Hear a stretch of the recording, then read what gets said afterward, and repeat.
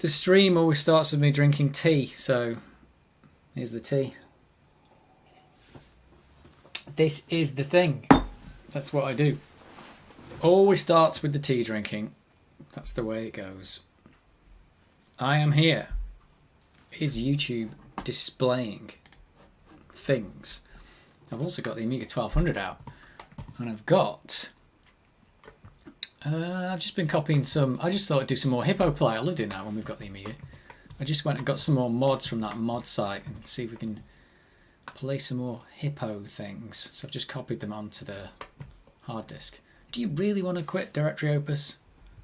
Yes. As good as it is, I want to quit it.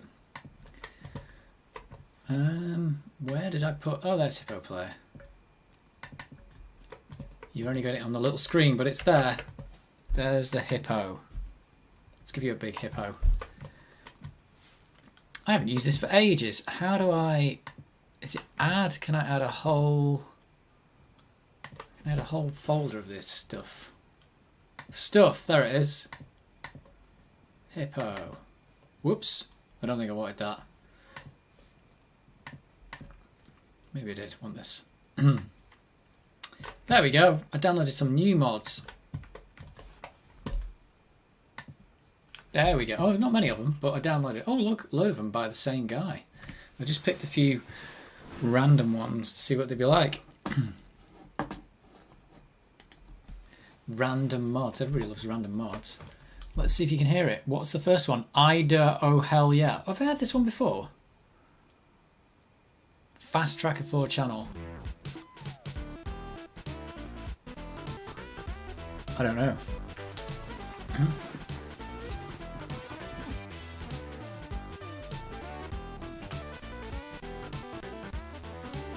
It's really low quality though, the samples on this. It must be quite a small mod. Does it tell you how big the mod is?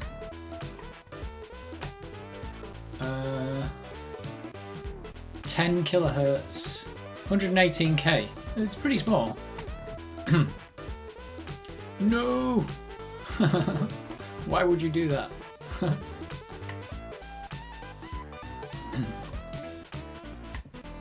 it's quite good. Yeah, it does sound a bit chiptune. It's funny, when did the word chiptune come about? It's one of those things that I only started hearing it quite recently. Because back in the day, I don't think the word chiptune even existed, did it? Amiga. Yeah, I don't know if the word chiptune existed at all, but it's come about. I mean, it's a good name because it is a tune and it's technically generated by a piece of hardware, isn't it? So it's like you're getting the sound of the hardware, like a hardware synth, basically, like what you get in the Commodore 64. So it's a correct term, but nowadays everything that you hear that is a chiptune wasn't made by a chip. It's just somebody programmed some software to make it sound like a chip, which is weird. I mean, it's technically always being done by a chip, though, isn't it, in a computer? What's this one? Etro. Oh, it's got a bass drum. This one's only 60 kilobytes. This sounds even more like a chiptune.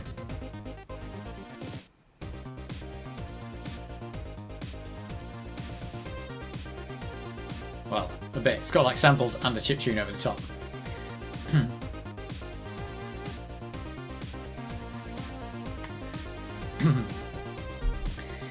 It's a shame maybe that, when Commodore bought Amiga back in the day, it's a shame they didn't... I think if they'd have bought them earlier, I think it was a very last minute deal they did. There is a description on the... is it the Vintage Computer Federation? They've just had a talk recently where the guy went through and he said all the timelines of exactly how it happened. It was like the space of like 6 months where they bought Amiga. Because they just needed a new computer and they were like, let's buy these guys. So it really went really fast. But it makes you think if they'd have done it earlier, got on board earlier, maybe the SID or something like the SID would have appeared in the Amiga. I mean, not that the Amiga sound is bad. It just doesn't do, hasn't really gotten, a synthesizer in there, which would have been nice, but I don't know. Maybe they would have done that, maybe not. But if the Amiga had a SID as well as the current sound system that it has, it would have been super awesome. Because the SID's really good at music, basically. That's the way I see it. If you listen to sound effects in games, they're never as good on the Commodore 64 because they're all just like basically like chiptune noises. But the actual music's really good. At least when it's done well, it's really good. But the Amiga can kind of do both, but you know, there's only so much hardware in there to do that. But the theory was with the Amiga is that, yeah, you can, because you can just feed it a waveform, you can just create your own stuff in software and just feed it in. So you can create a chiptune, you know, you can create a SID emulator on the Amiga technically. The problem is that you're never going to do that in a game because it just sucks up too much CPU power. So that was the problem. That's why chips were good back then. Nowadays, you definitely do it with software. Good evening. Good evening, what up?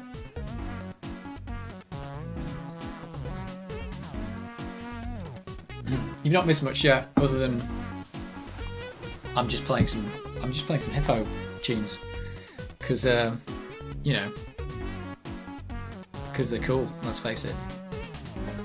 I quite like doing this on the Amiga though, because if I did a Commodore 64 stream, you can get chiptunes. Well, not I'm calling them chiptunes now. I don't know what you called them on the Commodore 64.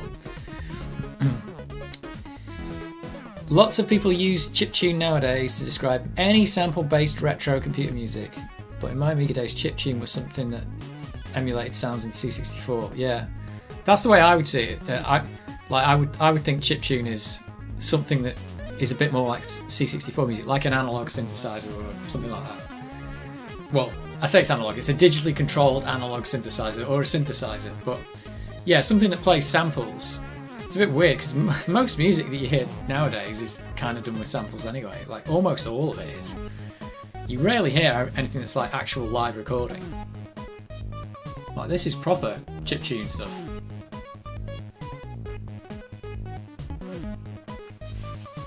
But yeah, chiptune, I'd never heard it until a few years ago, I think.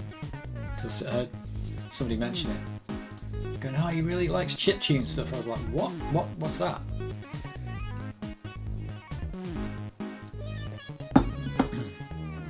But we all like chiptunes, really, let's face it. Well, we like the Commodore 64 chiptunes, I did anyway. It's funny, after you'd had a Commodore 64, all the other computer sound, every other computer that made sound was garbage. That was the problem. It kind of ruined every other computer for you. It's like, if you've heard this, everything else is going to sound rubbish. Always is. Until maybe you got to the Amiga, which had, you know, because it could do samples, that was in a way better, I'd say. This one's quite good though. Whoever this Joss guy is, he's doing a good job.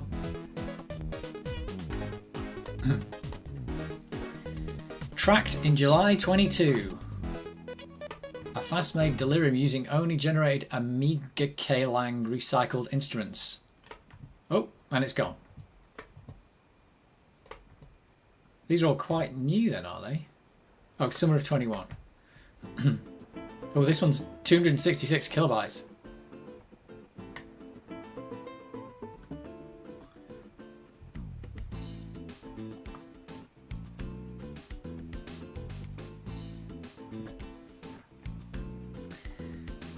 Clang is German for sound. I mean, I suppose that makes sense. Clang. Clang's like a what's that? Onomatopoeic words, isn't it? Where it's like clang. Is clang really German for sound? That makes sense. I don't know any German.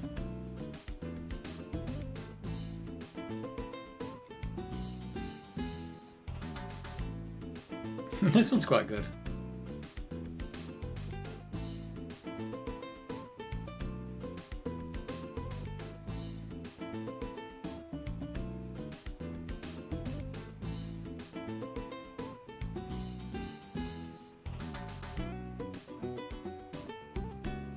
Kindergarten.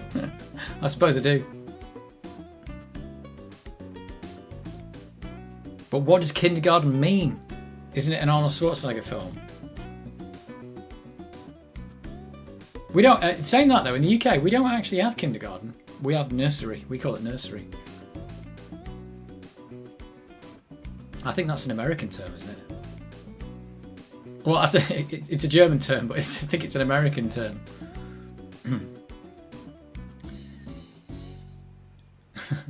Yeah, how many clangs do you get out of your hand?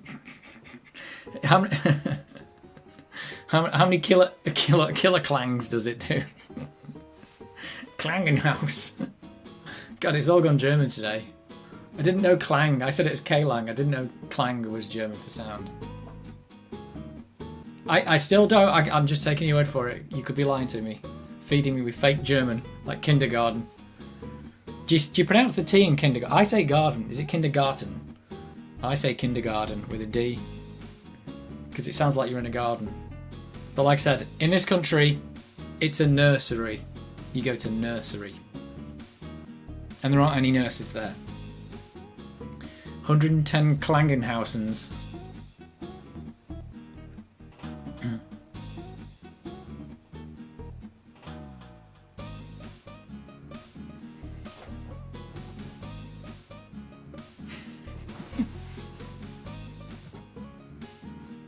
I like this one.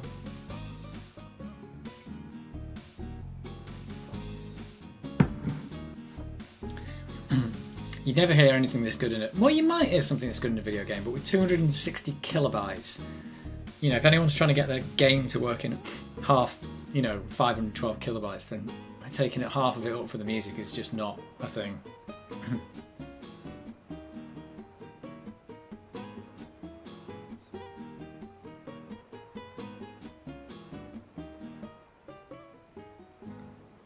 This one goes to 11 clangs. 11 clangs. Friend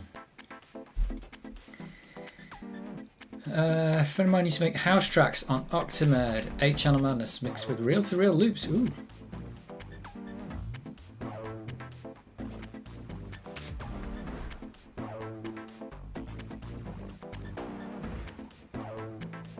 Whoa, this one's a megabyte. Really? Just so you said house tunes. This one sounds a bit like a house tune.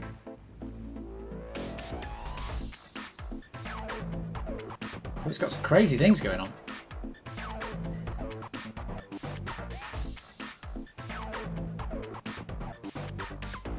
Oh, I like it though.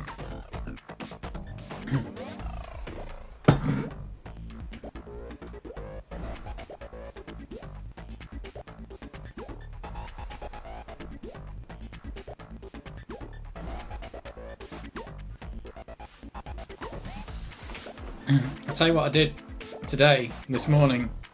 For the first time ever, I cut my own hair. I just decided I'm going to cut it. So I've not done an amazing job, but it's shorter. That's the best I can do. I've probably left it a bit long on the top. My hair had got so long, I spent so long cutting all this hair out the back. Then when I got to the top, I was just like, I'll just trim a little bit off the top and then I'm done. But yeah, for the first time ever, I cut my own hair. I don't know why I did. I've never done it before. It's fun. You should try it if you've not tried it already. It's not easy though. Mainly because of the fact that you can't really see the back of your head.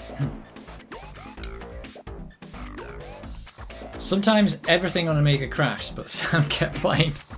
Well, that is possible because you can feed. What you do is you feed the sample. You feed the sample into the sound chip, Paula, and you can feed a certain amount. I can't remember. It depends on your sample rate and stuff, but you could feed quite a lot in and say, okay, here's your next bit of sample. And I think what it'll do is then Paula will be playing that. Meanwhile, the CPU can do its own work. So if the CPU crashes, Paula's going to carry on just playing whatever it was told to play, as long as you don't corrupt the registers in there. And then I think if it gets to the end of the sample, it'll just loop back around to the start. So in theory, if it crashed, did you get like a looping sample? Because that's just like Paula's gone into basically just got the last thing in the buffer is just getting played over and over. I think you'll still hear that on a lot of modern, video game consoles and stuff. You get a crash and sometimes the sound will loop And that's just because like the audio's got stuck with the last buffer that it had. Did I offer myself something for the weekend? No, I just went, right, I'm cutting it, and I did it. And I didn't manage it. I was close to cutting my fingers. Like we did it, so I managed not to do that. Well, what did he say then?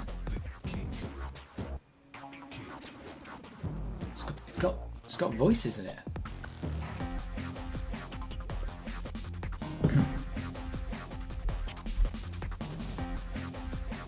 Well, this one's nearly a megabyte as well. 876,000 bytes.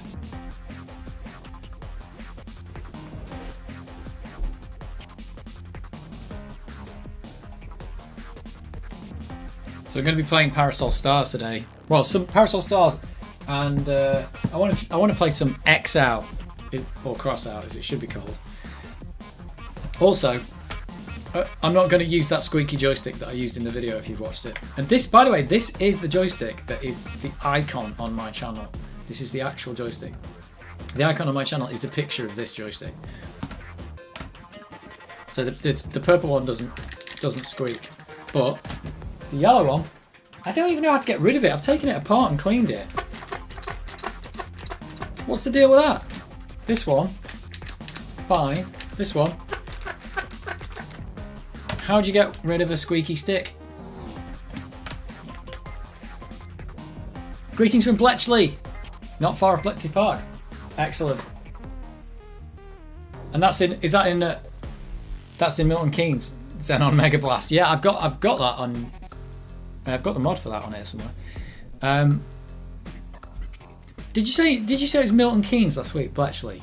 Because my mum said, in Milton Keynes, don't they have plastic cows? Is that anything that you know about? Is plastic cows a thing? Why would you have plastic cows? I mean, to be fair, on my way to work, I see a plastic cow every day. But it's in like I think it's in like a mini golf putting course. But it took me months to realise that it wasn't actually real. Concrete cows. Concrete cows, really? Why do you have concrete cows?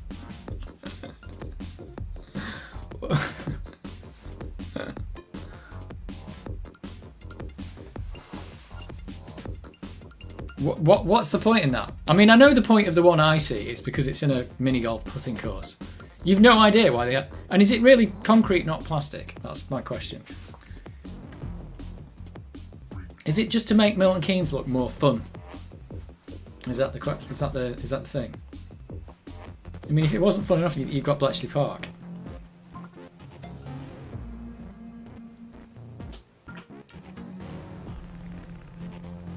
So there you go. There's one of the oddities of Great Britain: concrete cows. Oh, famous artist that made it. And they made it of concrete. Concrete's bad for the environment now. They wouldn't do that nowadays. Well, I say it's bad. It's always been bad for the environment. It's not bad for the environment now. It just generates a lot of carbon when you make it, doesn't it? The sight of them is moving. Very good. Berlin has concrete bears. We have the cow. You have concrete bears. What the devil's gone wrong with this planet? Concrete bear. Why would you have a concrete bear? Why would you have a concrete cow?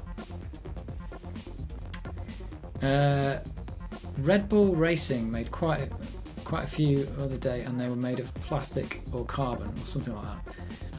Well, that's a bit bonkers. They did have that. What's the thing on the news? I saw the mechanical bull from the Olympics, and they're going to save that and put it somewhere. It's basically a giant bull on top of a JCB, so they want to save that too. Bring back the kick. Oh, bring back the kick, and then it stopped. Oh, this one's got multiple songs in it or something? So there's one more song in here somewhere. So, yeah, the world's full of weird things. There were no other suggestions. I like it.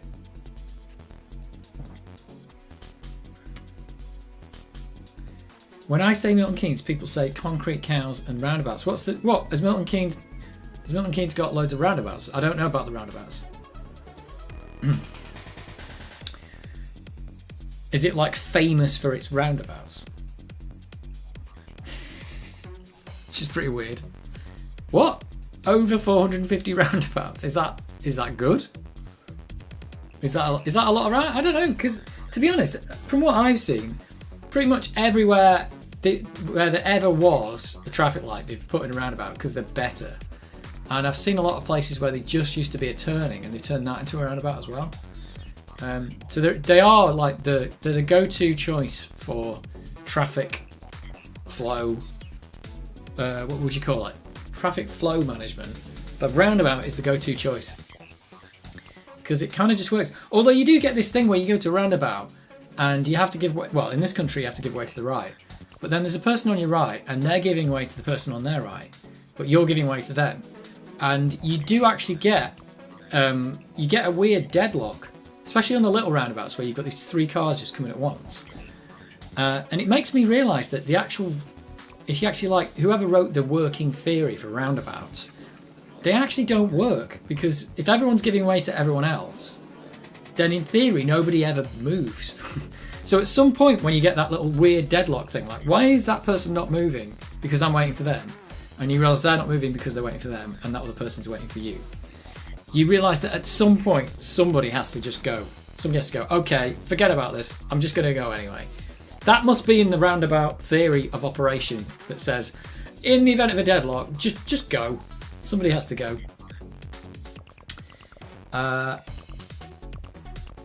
It's a small city, grid road system, dual carriageway, supercar friendly. You either love it or hate it. Well, I think roundabouts. I think they generally always work better than traffic lights. From what I can tell. So yeah, roundabouts for the win. If you're in America, if anyone here is from America, get roundabouts. I know America does have roundabouts, but they don't have many, do they? I bet Milton Keynes has got more roundabouts than the entire of America.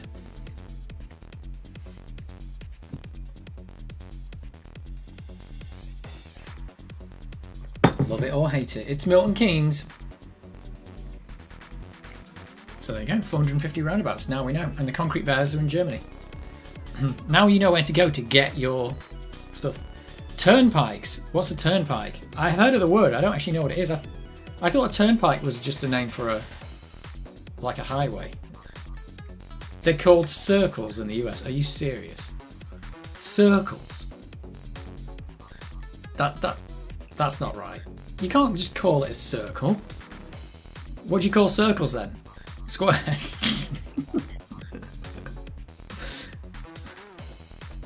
What's that? Christverkehr. No. Christverkehr. That's how I'm pronouncing that. That's the best I can do. But Germany's got tons of roundabouts. It must have. It's got to have tons of them. But circles, and yeah, and I still don't know what a turnpike is. So there you go. Sounds cool though. Turnpike sounds really cool. Circles doesn't sound really cool.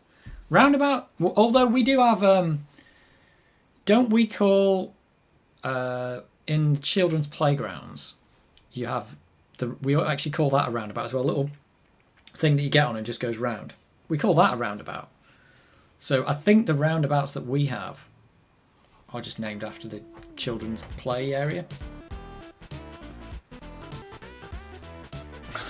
Is that a compound word? Isn't everything a compound word in German? That's what I thought. Isn't there like less words, but you just put more of them together? A witch's hat. Oh, what is happening today? There's some weird things going on. Are you serious? You're calling it a witch's hat? I don't know what to believe anymore. Oh, circle traffic. Is that what it means? That's weird. Okay, so the Americans really can't call them circles. That's just not right. You need to have some kind of new president who can actually get rid of that. Call them something better than that, unless turnpike is the other word for it. If that's the case, turnpike is fine. Witch's hat was a What do you do with the witch's hat? That's the question. Is it just a roundabout? Rotunde, or rotund. Right. Well, there's some weird stuff going on in the world. That's all we know. We've got weird languages, and we've got concrete cows. That's what we do know.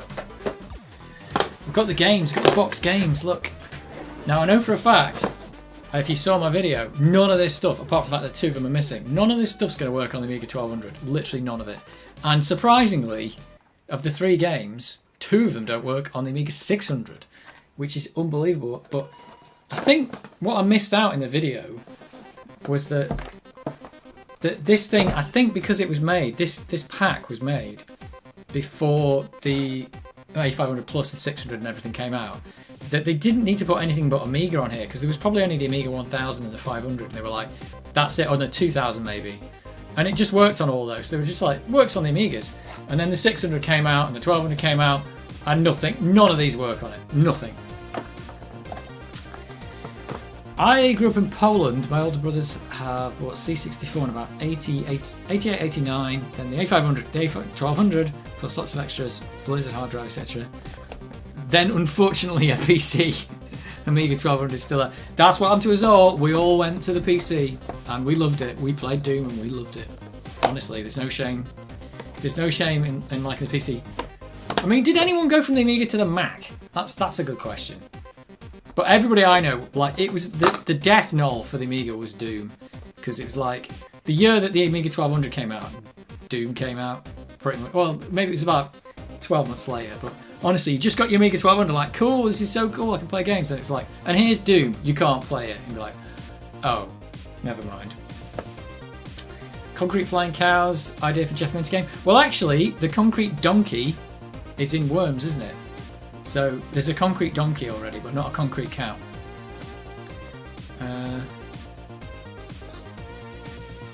So yeah, and then there's this. This was on the last video I did as well, which I was quite shocked that it doesn't actually say that it works on the 1200. But later, after I posted the video, I did go online and I was looking for a picture of the box, and there was a picture of the box. It had a sticker up here saying works on the 1200. So somebody must have realised, oh, we've printed that it works on all these Amigas, but we didn't print that it works on the Amiga 600 and 1200.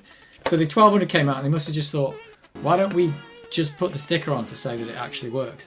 I reckon the developers they probably would have tested this on the 1200, because when they were making this, they probably would have had a 1200. So I can't believe they didn't test it. And that's why it works. So yeah, it's a bit weird. Because, you know, you should be able to make a game that runs on everything. You can make a game that runs on everything. In fact, this might be the one. This game, it does even say it runs on A500 Plus. So that would probably run on the A600 as well, but they just didn't print it. And they just didn't... I mean, it works on an A1000. It's crazy. I went to PC after Amiga. I used both of them together for a while, but then to Mac. Oh! Crazy, you defected to Mac. I might have used my Amiga for a little while after PC, but I think it was a bit like what happened with the Commodore 64, which is like, I was using them both together, but the Commodore 64 was getting used less and less as the Amiga got used more, and then eventually once the PC took over, it was like, I think the Amiga got probably packed away, and then it was like, that was it. I never got rid of it though, so, you know, the Amiga 600 that I'm about to use in this stream is my Amiga 600. It's the one I never got rid of. So that's what I'll be trying X out on. See how close I can get. X out. Which I played on the Commodore 64 actually, never played it on the Amiga, so it'll be nice to get good on that, because I did pretty badly when I played it on the video. Gotta go, we'll get back another time, no problem. Catch you later. What do they call a mini roundabout in the US? Maybe a semicircle. I have no idea. Yeah.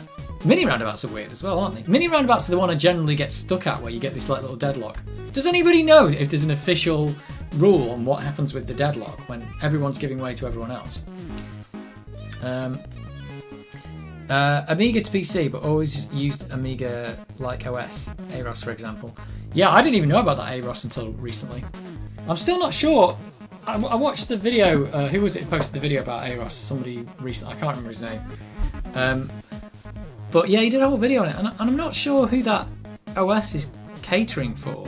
It's really weird. It's like you can put this AROS OS on your PC and use it like an Amiga. but it's not an Amiga, and then it's kind of not a Windows PC either. So I don't know who it's for.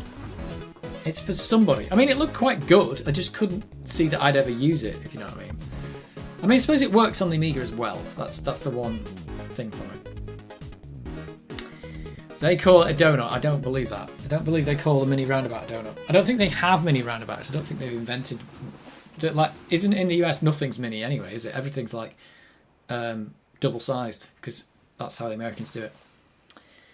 iOS can run Intuition programs, games, has a network, and Lua. Well, everything's got Lua. Yeah, everything's got that.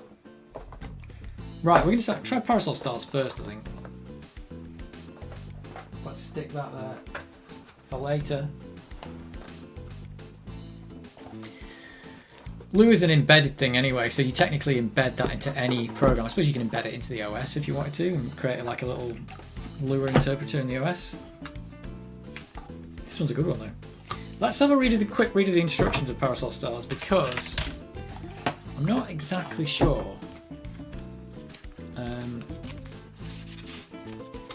There were some weird controls. Here we go. Controls, this is a 1 or 2 player game controlled by the joystick only. The volume can be altered. Oh, the volume of the music can be altered with the plus and minus keys. That's good.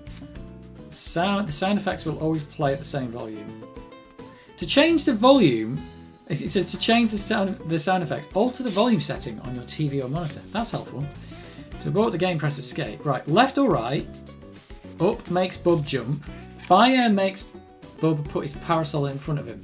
Fire and down, that's the bit I discovered when I was playing that for so much longer in that video. Makes Bub put his parasol up above his head. So fire and down. Release fire if Bub is carrying anything that will make him throw it. Help on the keyboard to pause the game. So it's the fire and down makes Bub put his parasol up above his head. Oh, and fire makes Bub put his parasol in front of him. Okay, that's weird. In the centre of the status area is a blank space where the miracle icons will be displayed when you collect them. Points are scored by collecting objects or by destroying the monsters. Extra life is awarded after 100,000 points. How to destroy the monsters. Paralyse them. This is done by hitting them with your parasol. Or for the stronger monsters, by throwing objects at them. When the monster is paralysed, it will turn green. Or blue if it's paralysed by Bob. When the monster is paralysed, you can destroy it either by picking it up and throwing it against the wall, or by throwing something else at it. How to use the drips and drops. Most levels have some sort of magic droplets. You can collect these drops on top of your parasol and throw them at the monsters. Best of all, if you collect 5 small drops on top of your parasol, they will merge to give you a mega drop. Oh, this is great. This is great. We need to get mega drops. We're going to get good at Parasol Stars. Right. Oh, let's get this disc out. I'll put a disc in to stop it making the click of death. Not the click of death. The Amiga heartbeat, whatever they call it. Oh, this is a good one though. I'm going to have to turn it off.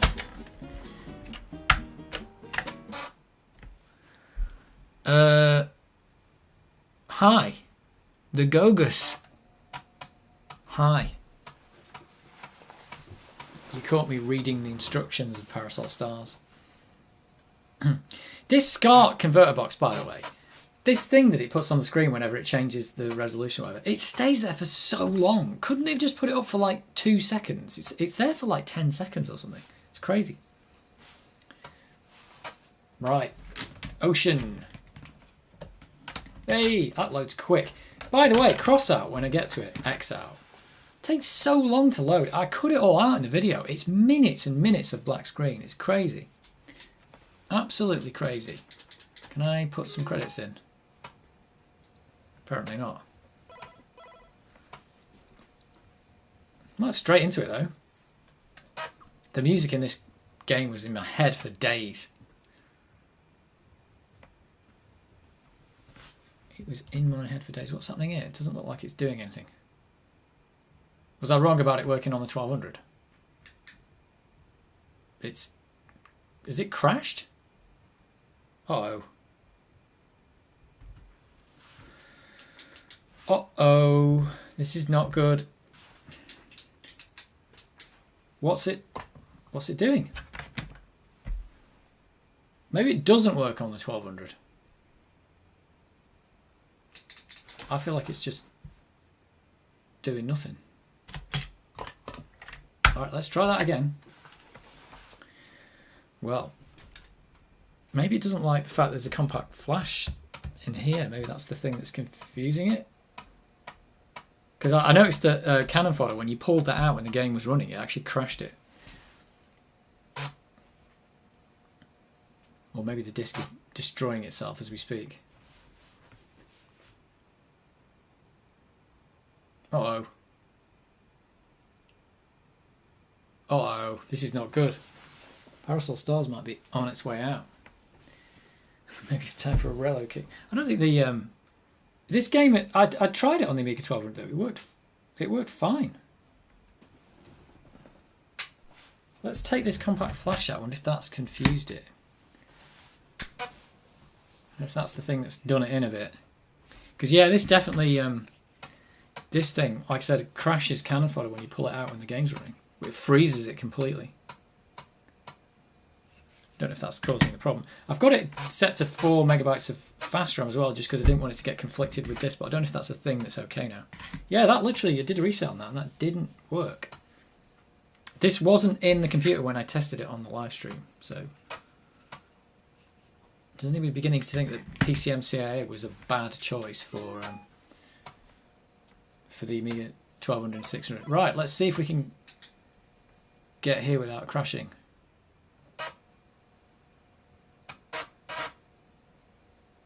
Oh no. Oh, maybe that's the thing. Maybe this doesn't work. I mean, to be honest, that might be why they don't list compatibility with Amiga 1200, because in seriousness, if that's in the computer, it should work. CF is mounted in the 8 megabyte fast, 16 megabyte space. Yeah, I've got my memory expansion set to 4 megabytes, so I don't know if that's the thing. Right.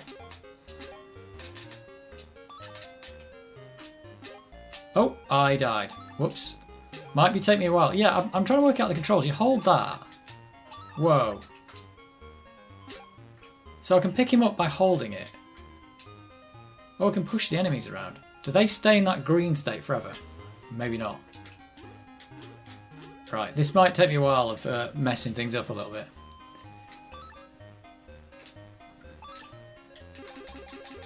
Because I was kind of hammering fire when I played it in the video, and I was like, that's not what you're supposed to do. Don't know why it does that really long scrolling thing there.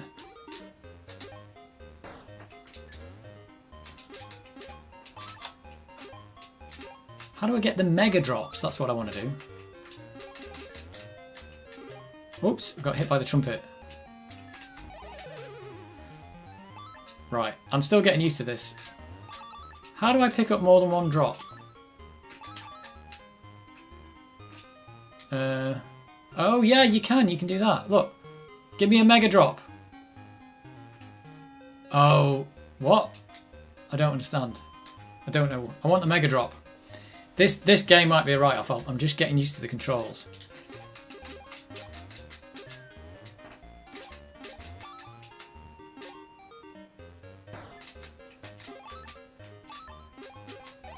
Oops, I'm not watching the bottom. I didn't realise they could jump. And the last guy goes a bit mad. What's this heart do? No idea.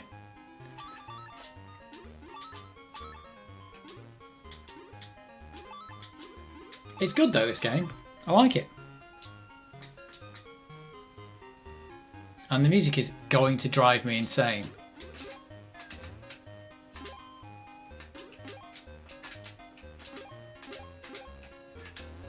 Whoa! I did it all with one hit.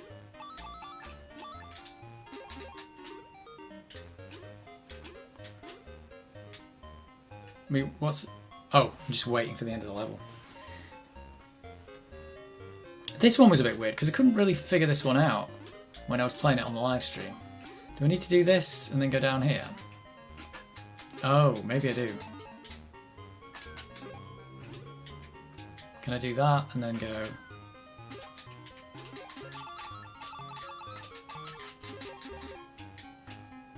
Maybe I need the Mega Drop. There's the Mega Drop. Wow. Oh, that's how you do it. I didn't know the Mega Drop did that. That's what I was supposed to do. Right, it makes sense. The Mega Drop is like the thing in Bubble Bobble. Whoa, I can get in it as well. Oh, this is so cool. Let's get that lollipop. Oops. Oh, I thought I finished the level. There was one guy left. Whoops.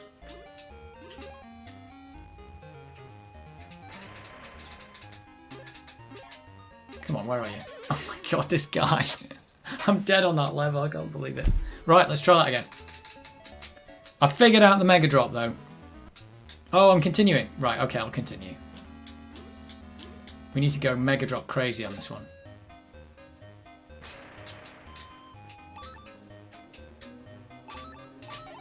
Oh, I'm just not doing very well though.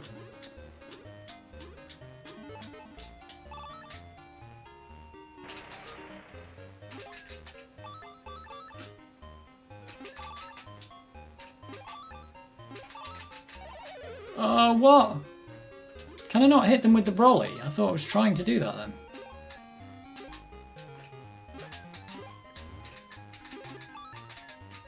See, when he goes green like there, there's not really a lot I can do. Oh, I've got him now. Right, that level is a bit harder than it looks when you don't know what you're doing. Lots of arcade ports in the Amiga were pretty lazy, very slow. Do you think this port is taking advantage of custom chips since it seems to be running pretty well? Well, you have to take advantage of custom chips in the Amiga because otherwise you can't draw any graphics or play any sound, really. I don't think you can. I mean, I suppose you could do it all with the CPU, but yeah, I don't know. This seems quite good. This isn't an arcade port, though, is it? As far as I'm aware, this was never an arcade game, was it? Was this designed specifically for home computers? Not exactly sure. This thing up here is just making stuff. How do I... Oh, I can get up here like this. How do I pick these bubbles up? There we go. This is the thing, it's got like generators for... Oh, there we go. It's got things that generate baddies. I am doing pretty badly at this though. It took me a while to get used to it. But yeah, this will definitely be taking advantage of the Amiga's hardware. Is it going to crash now? Oh no, it's loading. Loading the boss.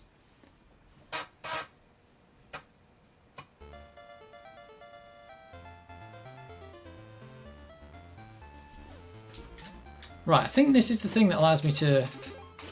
Yeah, this thing allows me to shoot. So that's like a thing you've never seen before until that level. That took me ages when I was doing the video. It took me ages to figure that out. Like, I didn't know how to fire. It was down and fire. But once you know that, it's basically do this. I don't think there's much else to it, to be honest.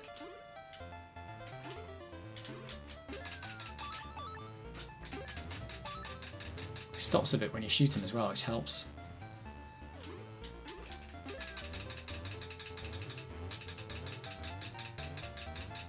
Come on! I'm tapping the button like crazy, just die. There we go. Got him. There were a lot of lazy ports though, but this one I don't think is a port, unless you correct me if I'm wrong. Was this an arcade machine? I don't think it was. I don't think so. Right, I've cleared Music World. What's the next one? I've already forgotten.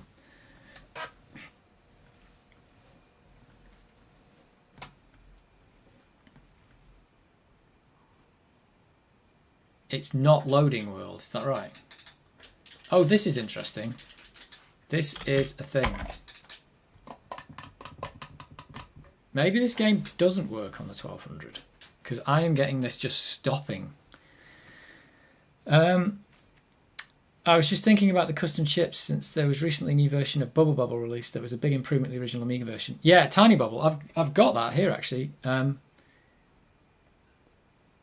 The original Amiga didn't take full advantage of the Amiga hardware. I think it did. I think what's gone on there though is that new version of Bubble Bobble, the Tiny Bubble one, is written with modern tools on modern hardware. It was written on a PC using an emulator, and it's written in C, not in assembly language.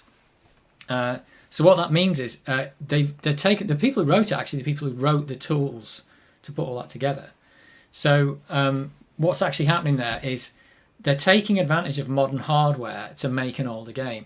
Now, you could do a lot more on modern hardware because first thing is like compiling an Amiga game, it takes literally like the time it takes you to click your fingers, you can compile a game. Like back in the day, you would have been working on an Amiga and everything would have been slower. They've also built in a load of like, they've hooked into the emulator and built in loads of profiling tools so that you can actually like see exactly what the Amiga frame's doing.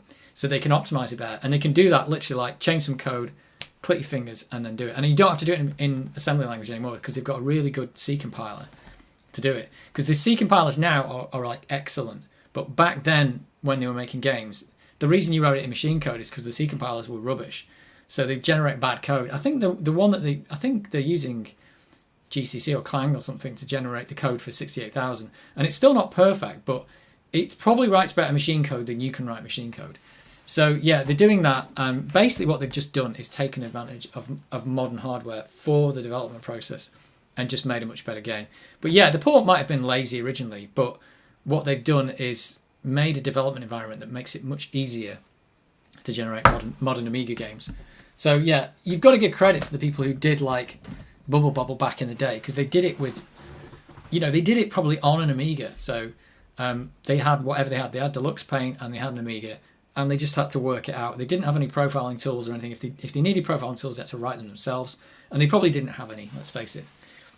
You just found the stream. What did you miss? You missed me playing a bit of Parasol Stars, and it's crashing when it's loading levels, which is odd. I think it's just crashed. It's just basically completely frozen. So maybe it's not 1200 compatible.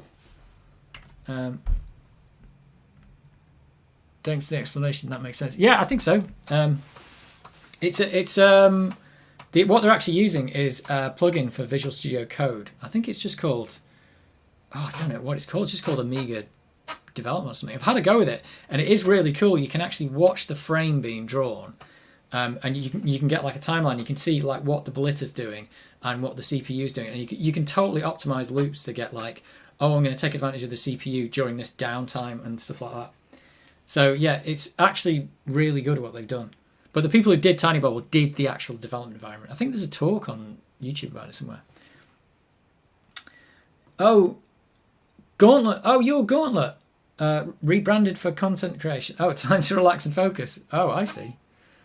So you've changed your name. Gauntlet was a good name, but quite generic. Are you going to start making videos then? Are you going to start making videos on YouTube about relaxing and focusing? You're going to make meditation videos. Most ports were time restricted in development, so as long as it worked, ship it and sell it.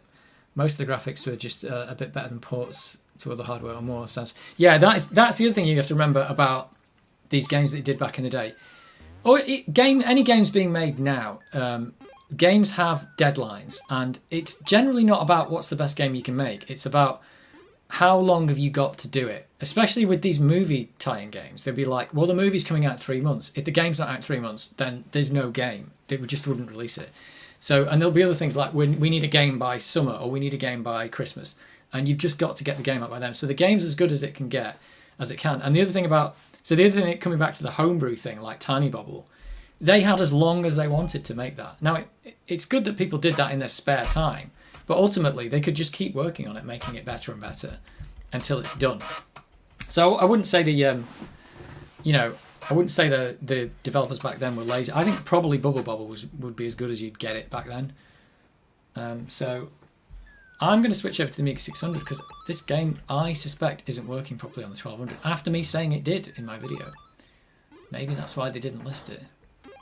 Or should I give it another go? Because it's just not loading properly. It could just be a dodgy floppy drive in this computer. Demo showed the power of the Amiga more thoroughly. Yeah, they did, and they were always just trying to do one thing, the demo showing. It's like, here's one trick that we've done. And also, again, a demo doesn't have a release date. You just make that one trick and then you just put it out. But making a game's a bit more in-depth than that. It's got to have, you know, high score tables and menus. It's got to have all the sound effects and the music working correctly, and people have got to be credited, and it's got to be boxed, and you've got to have a disk loader and all this other stuff. One thing that tiny bubble doesn't do is it doesn't load anything technically from disk. What they're doing is they're compacting all of the data for the images and stuff and the sounds. They're compacting it all into the executable and compiling it all in, and then they're just decompressing that whole thing. Just running it like a Amiga thing. So they've skipped out a lot of the stuff that you would have had to do originally by just making it so that they don't have to write their disk loading routines, basically.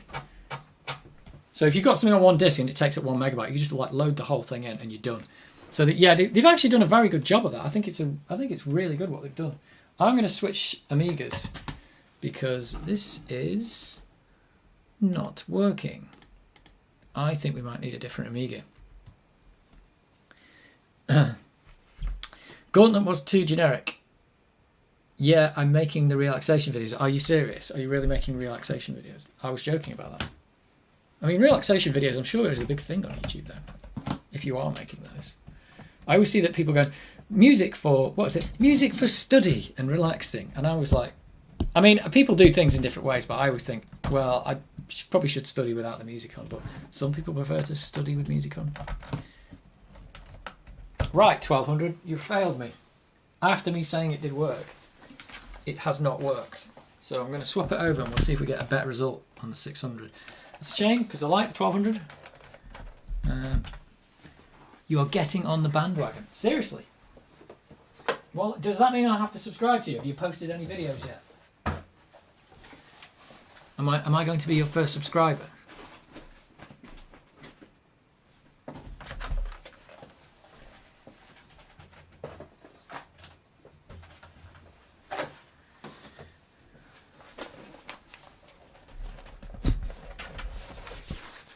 There we go. Amiga 600. Well, I was going to have to switch to this anyway because cross out, X out doesn't work on the other one. I might subscribe to you now. How do I get to your? I can report you. I can't actually go to your channel from the link in the chat. Never mind. I'll subscribe to you later.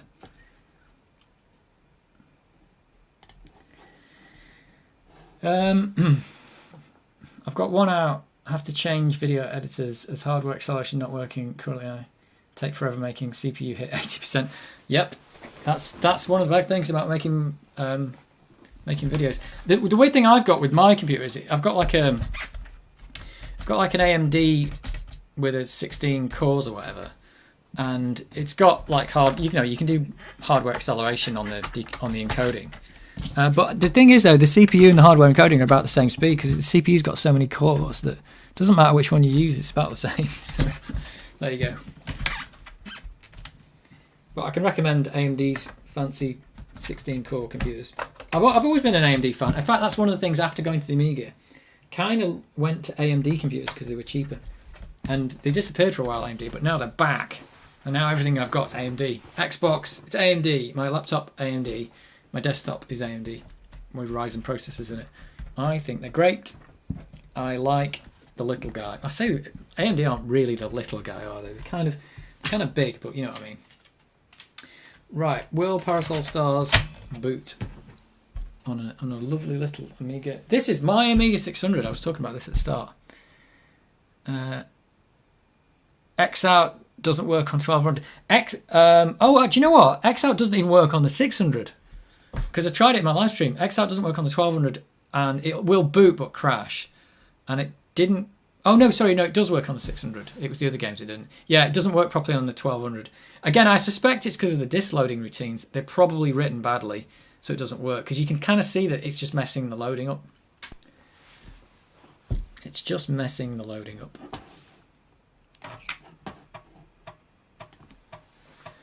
It's a bug in my video editor, and my last one had a glitch with hardware acceleration moving to free DaVinci Resolve. Yeah, I'm using Vegas, but I'll tell you this: Vegas crashes a lot for me. It hangs all the time. It's always done it. I've got a desktop and a laptop, and it does it on both. So it's got problems. I'm using it just because I've been using it and now I'm used to it. But you have to buy it, and then it crashes a lot. In fact, I think it's crashed every single time I've used it. So there you go. So Vegas, it's okay, but it crashes a lot. I have to test that on the 1200. XR, yeah, I think it won't boot at all. If you watch my video, I think I disabled the CPU cache and got it to almost boot, but then crash. So it just loaded things, but they were corrupt.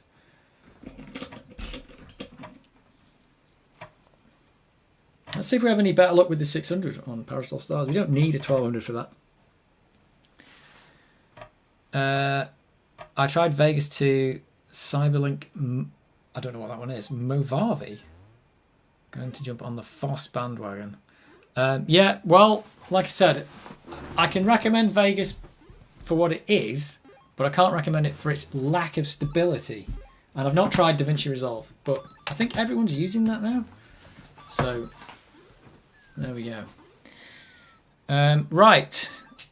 Are we going to have better luck? Can we please have better luck on the 600? So maybe, yeah, maybe they're right. Maybe it doesn't work. Saying that, they don't list 600 as compatible with this game either. On the box. They do list A500 Plus though, which is pretty much the same computer. So, I don't know. Go figure. Oh, look at this. You hold the... Oh, right. That's cool. Whoops. I'm already messing this up again. Yeah, you do like hold the umbrella in front of you like that. That's pretty good. It's no different on the 600. It's exactly the same. There's a big long wait after everything's gone.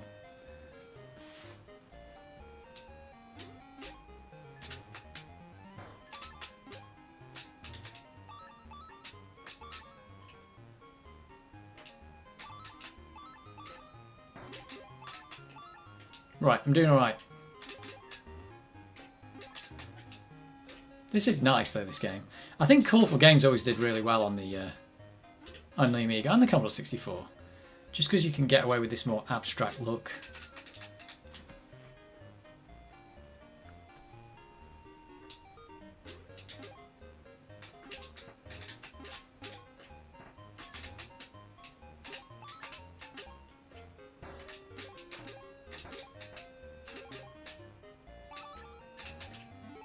Not quite sure what the significance of the hearts is.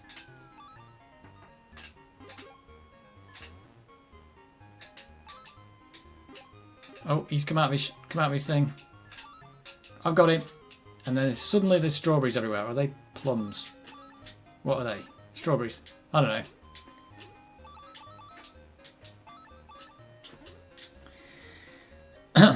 Speaking of A500 Plus, I recently bought an A500 and it had an A500 Plus board with only 512 k's of RAM and no RTC and a leaky battery. Oh yeah, I think, was that a trick that Commodore did back in the day at some point? Is that people still, they made the A500 Plus and everybody just they still wanted the A500. So I think they took A500 Pluses and rebadged them and put them in the A500 case or something. I think that's what they did. So is that what you've got? I think you've got one of those. I'd heard they were doing that. And it kind of annoyed people because they bought the 500 for compatibility and the A500 Plus wasn't quite as compatible. So they bought what they thought was an A500 and got it home and like, well, this thing doesn't work on it and it's not your fault. Because you just didn't get the thing you asked for. Maybe the A500 was a bit of a stupid idea. Come on, I need a mega bubble. There we go. Come on, I need mega bubbles. Oh, I've got one more to get. There we go, I've got him. Did that level better. Now I know what I'm doing with the mega bubble. The leaky battery is a bonus in your Amiga. None of my Amigas have got batteries in. I'm just not putting them in. Taking them off. Well, they didn't have any anyway, but... oh no, did they? I think my Amiga 600 had a battery in it, maybe. Can't remember now.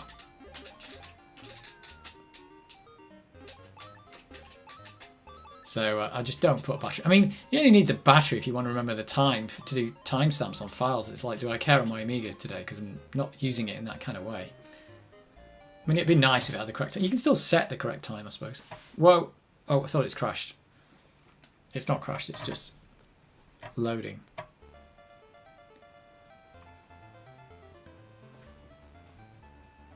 Right, it's the boss. I'm going to put the autofire on for this. Now you'd have to listen to me click the button a million times.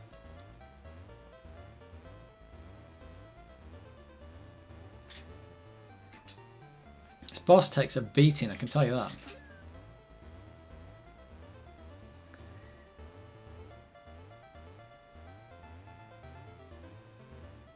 It's not, it's just a bullet sponge. It's just a bullet sponge boss. I'm saying that, they always were in Rainbow Islands, technically. There we go. Oh, let's get the giant strawberry. Whoa, that's one big strawberry.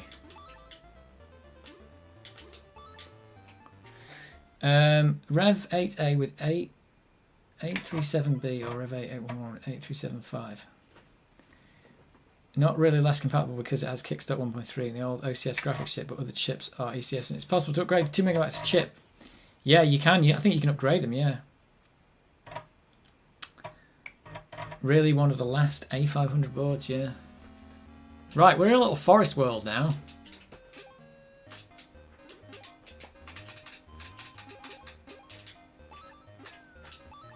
Right, I think that's what I didn't do last time. Is that? Whoa. Is that I forgot to kill these things. What's this thing here? What does that do? Oh, is this some kind of... It's the thing it mentioned in the manual. I've already forgotten what it is. There's a thing at the top. I don't know.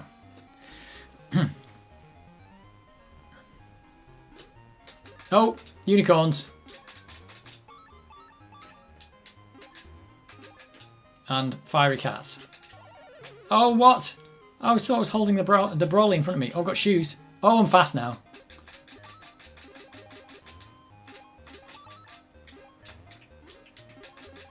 I'm literally in the scoreboard. Whoops. I got hit by the unicorn.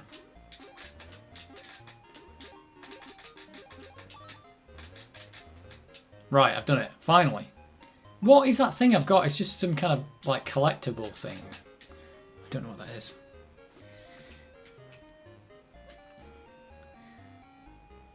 What is this? What happened to the 5 1/4 inches of font? Well, you only need 3.5.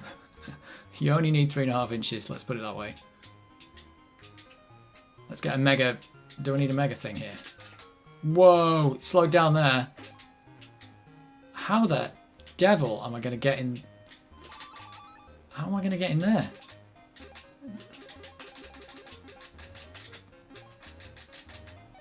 Oh, it got a bit crazy in there. Let's get this thing. Oh, he was still alive. I thought he was dead. What's the name of the game? It's Parasol Stars. It's the sequel to Rainbow Islands, and I've just messed it up. Oh, let's continue. Yeah, Parasol Stars. I have a parasol.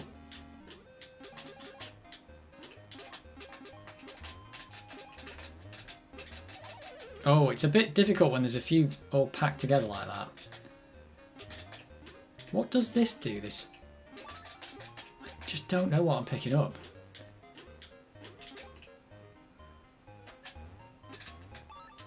Cherries! Look at the size of that one! Whoa.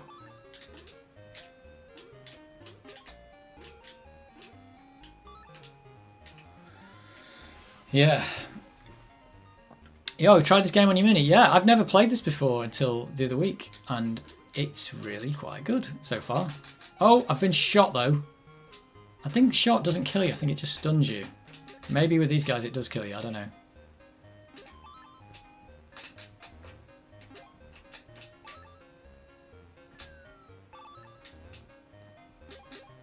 Oh, there's a baddie generator up there. I've got to get rid of that. This thing's generating bad guys.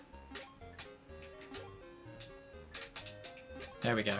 Oh, there's a unicorn attacking me. Right, how do I get up here? Oh, this guy doesn't like me.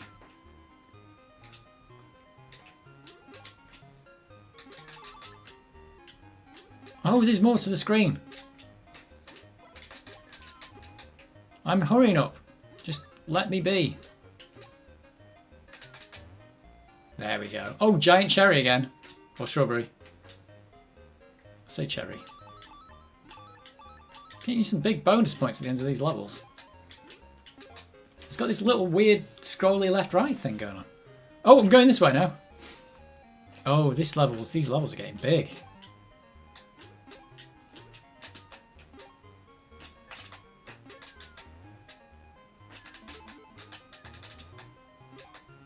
Tell you what, you've really got to sort your stuff out.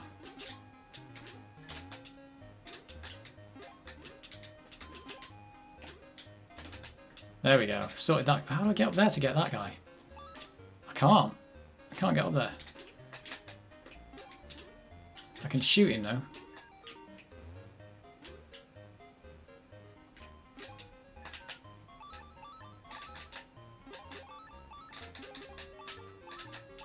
Whoa! These levels are weird. It's odd having these like baddie generators that they've got. There's a lot of sweet corn on this level.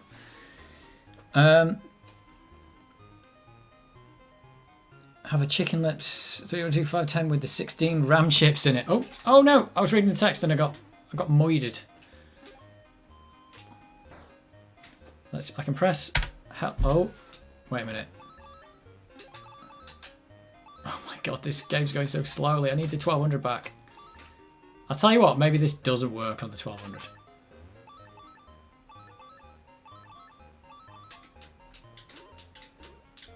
Right, let's get rid of this baddie generator up here. Oh, unicorns!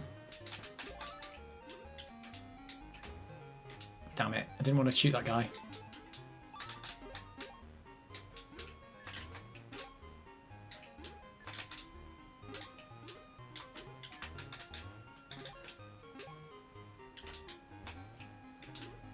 This requires a lot of concentration, believe it or not. Hurry up, I've done it. Oh no, there's a dude down here. Come here, little dude. Got him. Oh my god. Let's get the giant cake. A chicken, that's 312510. That's the motherboard version, isn't it? With the 16 RAM chips. Really? 16 RAM chips. That's crazy. Still looking for an A500 Plus to add to the collection. Chicken Lips has a Commodore instead of Amiga at the top left. Oh, right. Oh, left Amiga key. Oh, I see. Oh, that's weird. There must be quite a few versions of the Amiga that I didn't realise about. Oh, is it a boss? I think it's a boss. How's the game? It's good. I like the game. There's quite a few little weird mechanics to it. Like every time we get... Oh god, this guy's firing ducks at me. Seems like you just need to... Oh, you can charge that up, I think. Wait a minute. Oh yeah, you can do a supercharge. Uh-oh. I was trying to be fancy there. Yeah, you pick things up to like blast them. But if you pick up like water and fire and stuff, you can do a super bubble. I'm going to really go with this. It's really good. But the game is really good. Turns out though, even though I said in my video it worked on the 1200, it's not been that reliable on the 1200. It's easier than that Sega Ghouls and Ghosts. Yeah, the Sega Ghouls and Ghosts though is only as hard as the arcade. Let's put it that way. I don't think it's any different to the arcade, which is fine. And it's probably easier than the Commodore 64 version, which has got dodgy collision detection, and you get killed for no reason in it, which is pretty annoying. But yeah, it's easier than that. But this is quite good. It's got these little weird mechanics of like getting your mega bubbles out. And doing this. Yeah, here we go. Shall I get a mega bubble? You get 5 of these bubbles and you get a mega bubble. Oh, I need one more. Come on. There we go. Mega bubble. Took a while to get that one, but there's levels where it's easier to do that.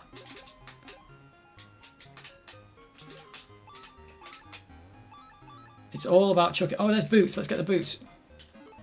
Oh my god, I'm so fast now. This is insane. Wow.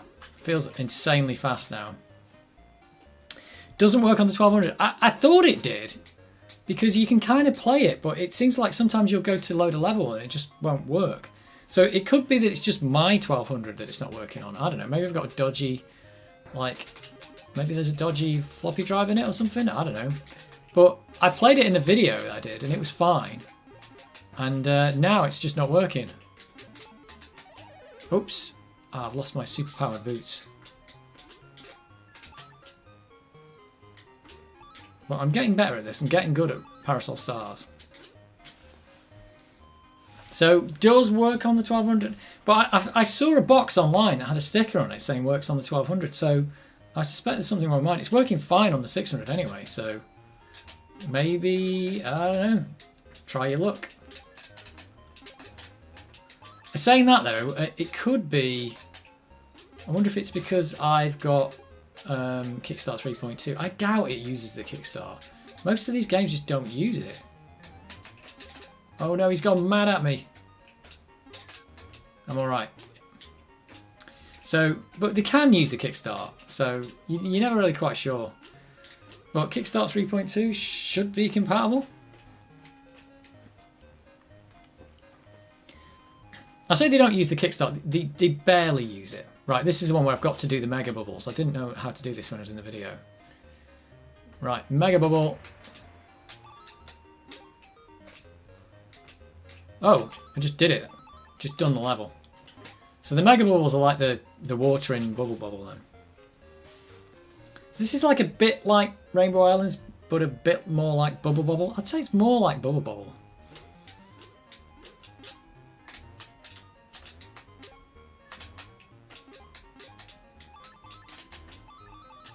It's weird how sometimes you can clear the level really fast. Did you try CPU cache? I didn't actually. I didn't. It seems to be working okay without the CPU cache though, so I don't know. If it was going to affect anything, it could be the loading. I could try that. If it is, you have to turn it off. It's a bit weird because it definitely worked for me, so that's a shame.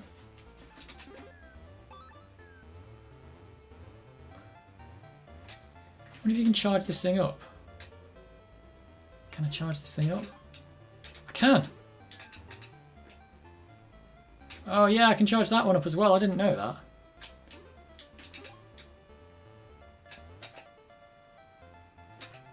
Oh yeah, see, maybe that's the way I was supposed to be doing it. That's way easier. That's probably how I was supposed to do that. See, I'm getting good at Parasol Stars. Sometimes disable CPU cache on 1200 by holding, yeah, 2 mouse buttons at the same time. Every shows several options. Yeah, I've done that quite a lot. It's mostly, the reason why that's mostly working, I think, and it's the reason it works on Toki, is because people are using busy loops on the CPU, or were, to wait for the disk to load. But unfortunately, because it has a CPU cache that buffers the last 256 bytes of CPU instructions, it can just go through a loop of like millions almost instantly. And then it just misses out loading the block it was trying to get. So that's the reason why the CPU cache was breaking stuff. Oh, damn you, red truck. But in the reality is if it had been coded... Oh my god, I couldn't get away from that guy. If it had been coded correctly, it would have been fine. Oh, I lost 2 lives on this level. I was doing well. So I'm talking about CPU caches.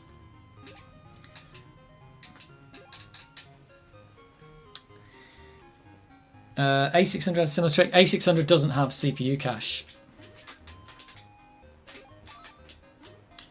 It was introduced in the later CPUs. And it's quite a good thing because it's basically showing. It's like how modern CPUs kind of do that now. They've got loads of cache, but they introduced a 256 byte instruction cache. Oh, just about did that. So yeah, what that means is if you're running through some instructions, if that instruction happens to have been put into the cache, then it can actually run it without going back to the RAM, which is quite important because if the RAM's being used by the blitter, normally the CPU would have to wait. But if you've got it in the cache ready to go, well, oops, then you're really good to go. What it means is little 256 byte loops can run super quick. So when people are writing these little busy loops to wait for the hard disk, what's going on here? Did I go invulnerable? Yeah, so if people are writing a little busy loop that's just going, go around a loop and do nothing to wait for an interrupt or something, that can just, like, the counter can run down to 0 in, like, literally no time at all. Whereas on the 500 or 600, it might not do that. Ah, damn you, ponies.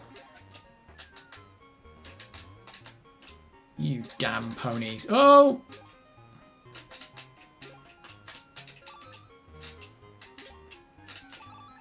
Right, I've got to get rid of these. Got to get rid of this guy here because he's just going to generate more and more bad guys.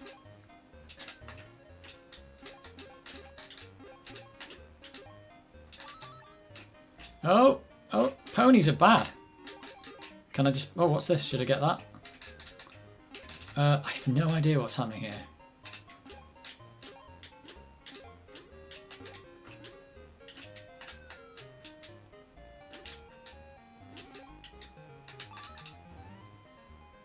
Right, I've done it. I made a mess of that. But I've done it. Yeah, loading too fast. It's patched in WHD load. Yeah, I think that's what one of the things about WHD load is it's not really just loading off hard drive, or even if it is, it must be emulating the floppy. It's actually doing loads of little hacks to get the game to work. That's what WHD load's kind of doing. Like, a lot of people think that loads of stuff works on the 1200 because using WHD load, but loads of the games back in the day just didn't work because WHD load didn't exist back then, as far as I'm aware. Pretty nifty copy protection, so it might only work well on the A1200 with the WHD load patches. That's why Commodore included the option in 1200. Yeah, well, I think there's probably always... Yeah, maybe that's one of the reasons. I mean, if you think about it, if they wanted real compatibility on the 1200, they could have shipped the 1200 with it disabled and you had to turn it on, which would have been bad because you would have been throwing away a lot of performance.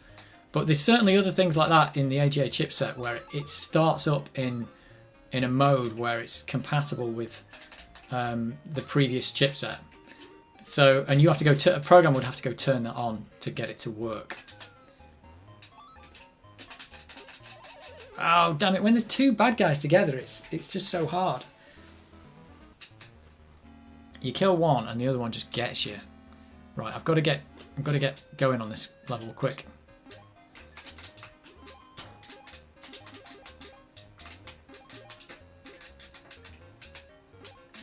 It's this tree up here. This tree is making things.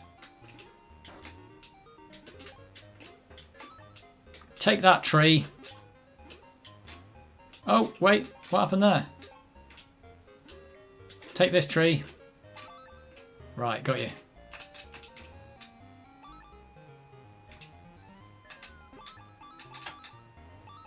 Whoa. But yeah, the CPU cache is... I mean, the CPU cache is what makes modern processors work really fast. Without it, they'd be garbage, let's face it. But they also have a data cache as well as an instruction cache nowadays. And the instruction cache is way bigger than 256 bytes. But it does go to show that even a tiny instruction cache could technically make a huge difference.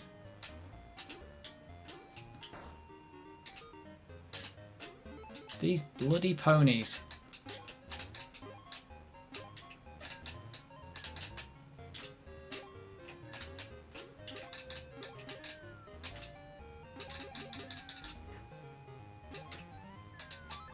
Oh, come here, pony.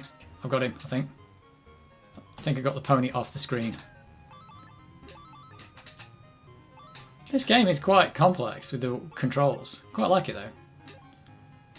This little dude, where's he gone? Oh, he's over. This guy's bouncing around like crazy. What? Come here. How am I supposed to get you?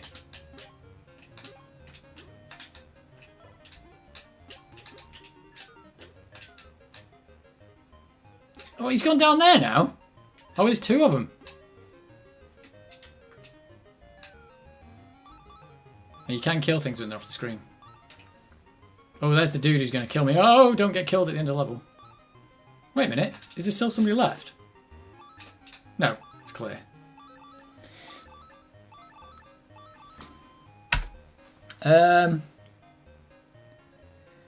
YouTube chat should have press user icon to insert username automatically. The turbo imploded packed binaries didn't work with caches because of the re-entrant code. Oh dear.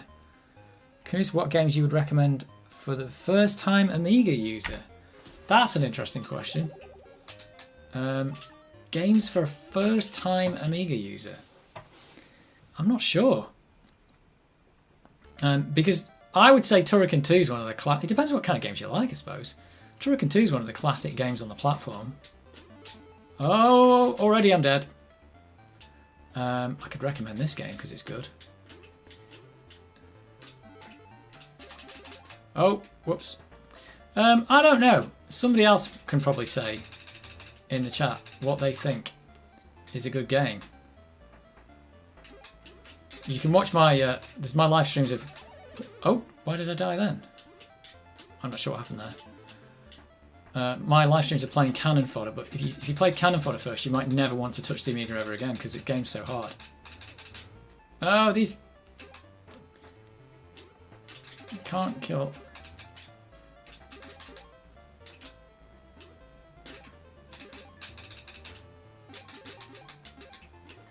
Need to get away from this dude.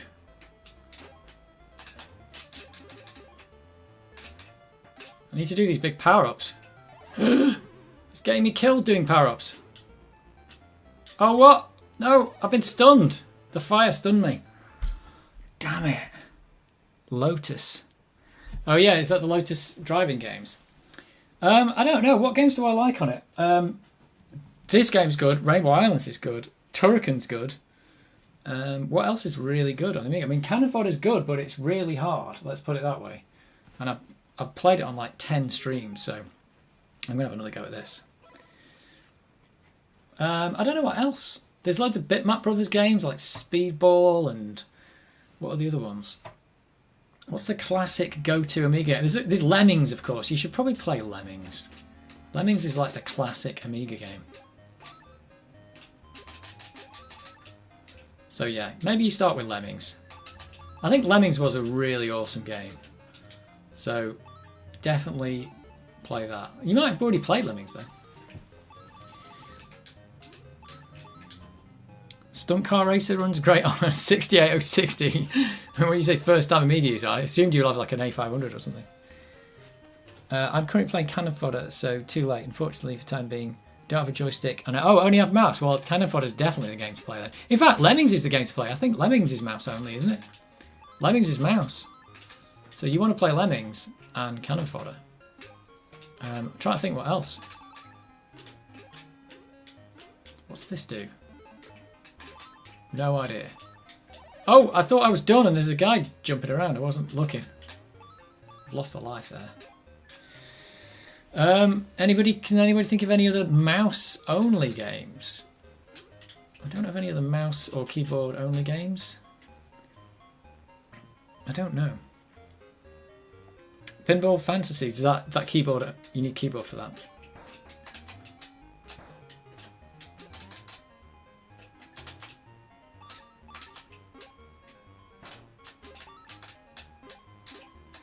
Let's get this thing, whatever this is.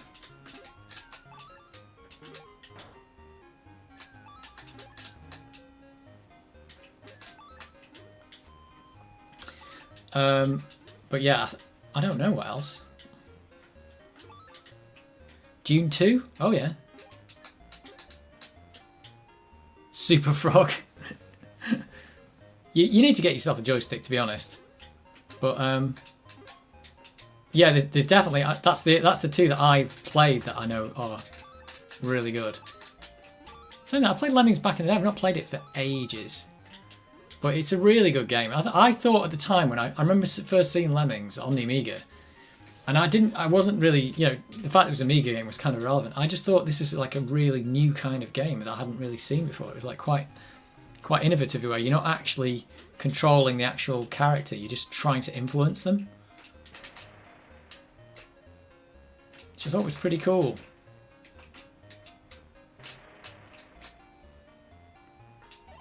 Oh, I died coming at the bottom of the screen.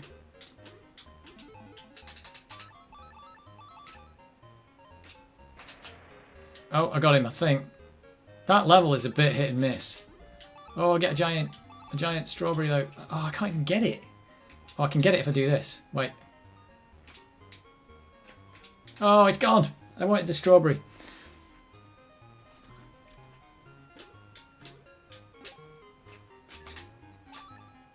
Whoops.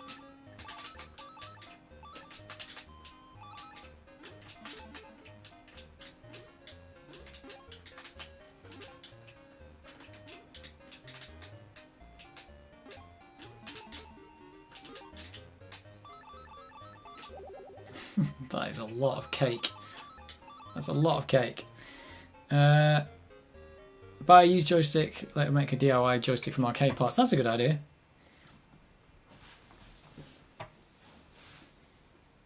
Xenomorph, Dungeon Master, but Alien Atmosphere, yeah. I always liked the Dragonlance games, the Champions of Kryn and all those RPGs and stuff. I played those on the Commodore 64 though. I suspect on the Amiga they are actually just mouse controlled, mouse and keyboard. There's loads of the Dragonlance RPGs, but I'm not sure if you're going to be into playing an RPG on the Amiga, to be honest. You could do.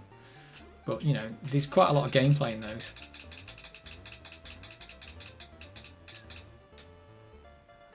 Forgot I was supposed to be doing that, aren't I? Let's do that. There you go. He wants big mega hits. That's what he wants, this guy. This game's good though. I'm really enjoying it. IndyCar racing game that uses mouse. Wow. Right, I wonder if I'm ever going to get off the second world. I think it's 8 worlds.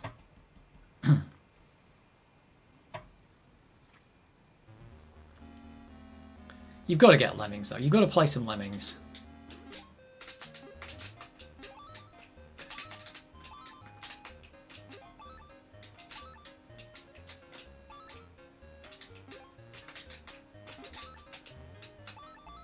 This does take a bit of concentration, this game. I quite like it.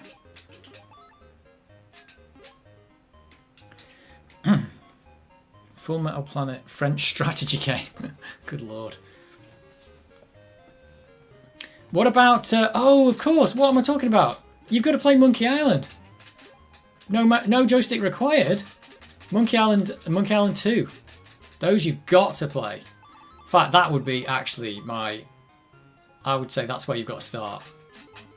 Get Monkey Island 1 and Monkey Island 2. And you don't need a joystick. No need to invest. Forgot all about Monkey Island.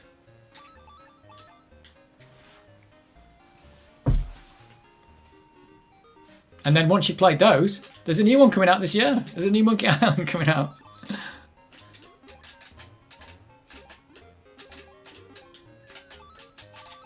Oh my word, at the amount of things going on in here.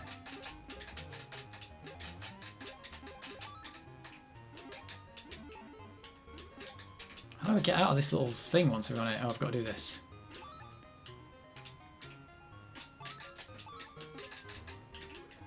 Yeah, Monkey Island, that's the game. So you've got to play Monkey Island, Lemmings, and Cannon Fodder. There you go. That, Monkey Island 1 and 2, Lemmings, Cannon Fodder. They're your games. And yeah, there's some other LucasArts ones, aren't there, as well, to play. That I haven't played, actually.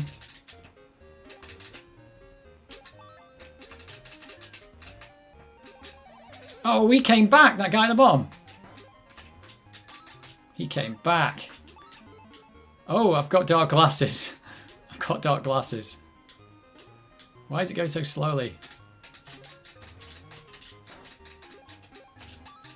Oh my word, it's so slow. Come on. Oh, there was a thing there. So the bullets don't kill you in this game. They just stun you. I've got to get rid of this baddie generator. Oh, except to fall down like an idiot.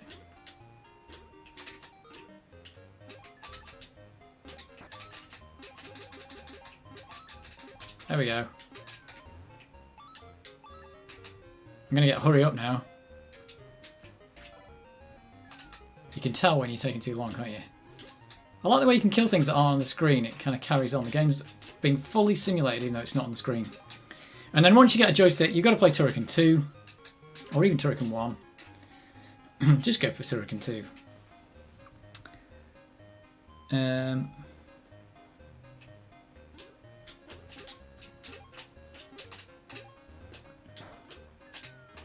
Oh, the ponies! The unicorns. They're after me.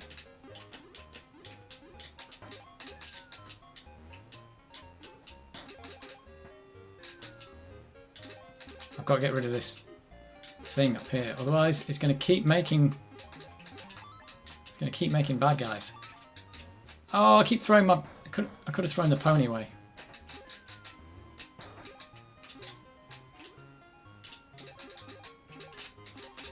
Oh, what's happening? I need something to throw at it.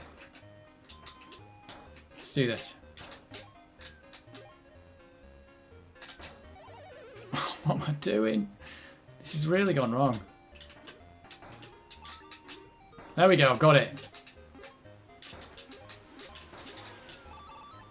I keep getting stunned by these things. Oh, I tried to throw that at that guy, it didn't work. Right, have I done it? Oh no, there's more dudes up here. Right, I can sort this out. Whew. Ready to made a right meal of that one. I wanted to play Lemmings into... I wanted to play Lemmings until I would have had Amiga, but so if I can finally play it. I could play it on PC, but it would feel weird. Yeah, you could play it on PC. You can play it on everything, Lemmings. It's on absolutely everything, I think.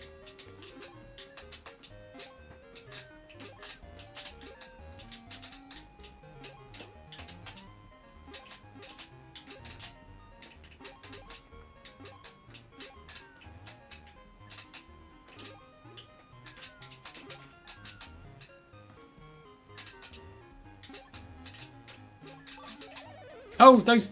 I keep forgetting those little dudes are actually baddies. Well, I'm doing worse. Doing worse than before.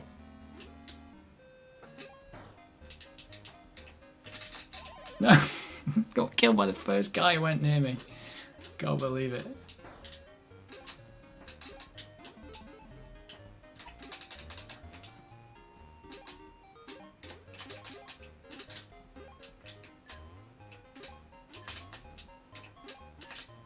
Right, I've stopped that guy. This is like the gauntlet generators in this case. Got these little things that make bad guys, which is bad.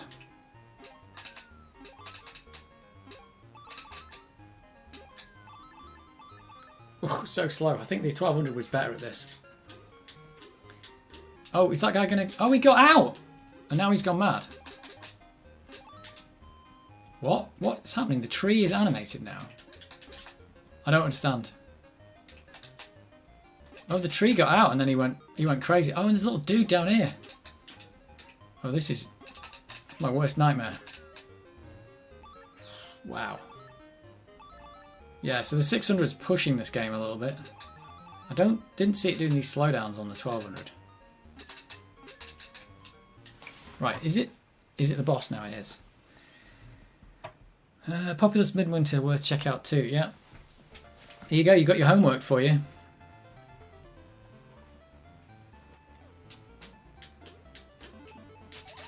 What? Instantly you turn around and try to murder me.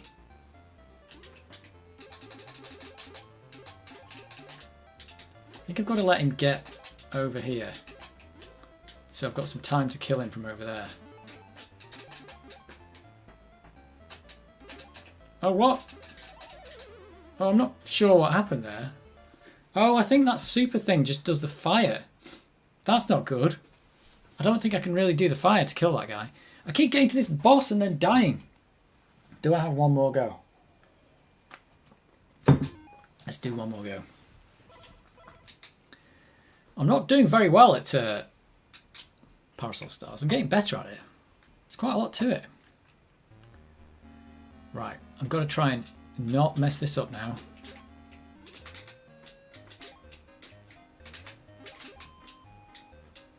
It says as I start messing it up instantly.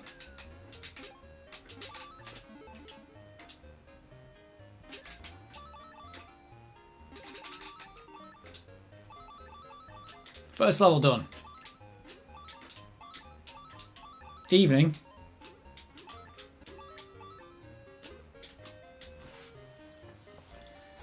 He's called Bubby in this instead of Bub. It was Bub and Bob. It was never Bubby. What are they talking about?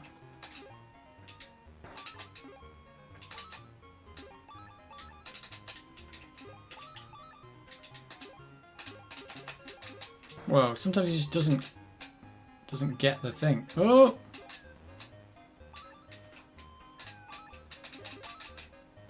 Let's go get that trumpet.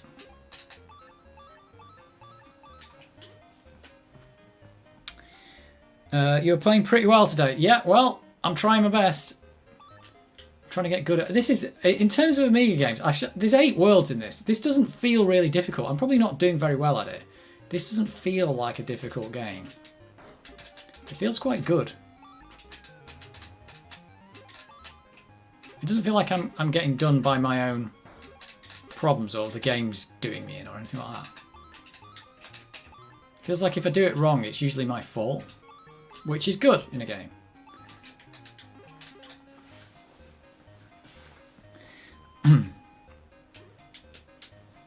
But I'd like to beat that second boss at least. I just keep messing it up.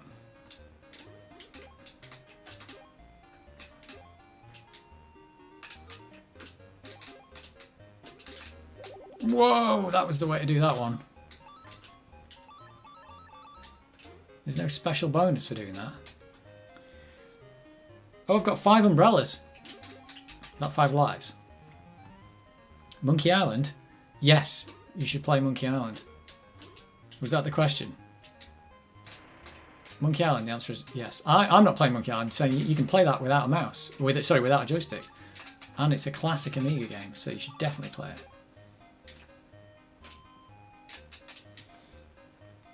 Oh, you retracted that. That wasn't for the thing. I was thinking, Monkey Island? It's a question. Yes, you should play Monkey Island.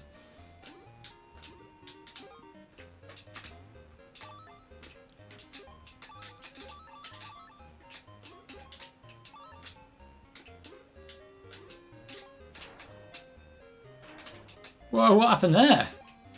I don't know what that was, but it killed everything. Let's get these ice creams.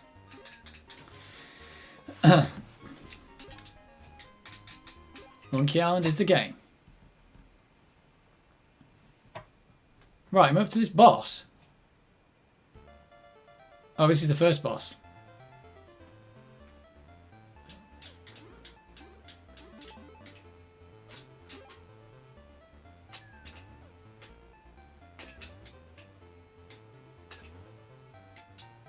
So, does he take 4 giant...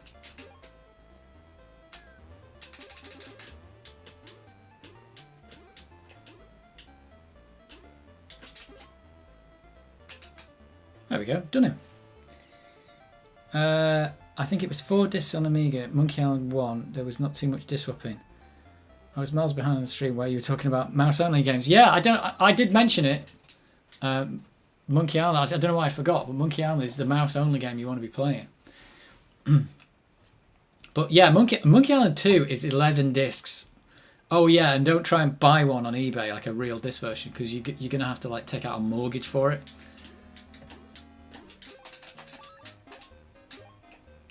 So that's a problem. So if you're into playing real discs like this one, it's not going to be a good thing.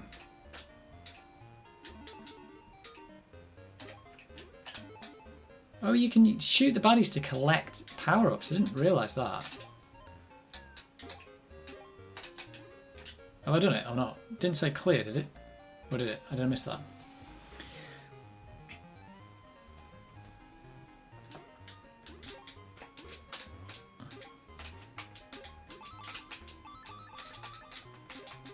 These unicorns can go away.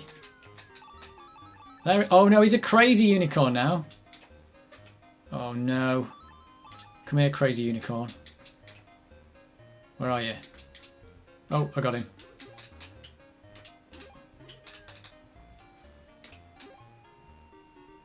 What happens if we collect all those things at the top?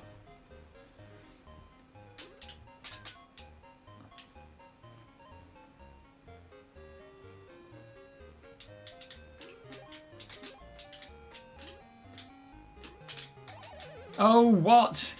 Did that wrong.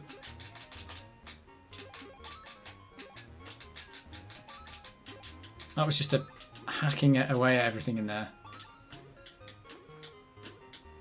Yeah, this music gets into your brain, I'm afraid. I think I will stir fire with that statement, but Monkey Island for me is at least more of a PC game. Oh my word. What are you saying? Well, I'd say the original Monkey Island is an Amiga game, but later on it became a PC game, really. Because the ones on the PC are, well, the next one on the PC is really good as well, so you can't really fault it. Well, you probably can fault it, but you know what I mean. Oh, I keep thinking that's a platform and it's not.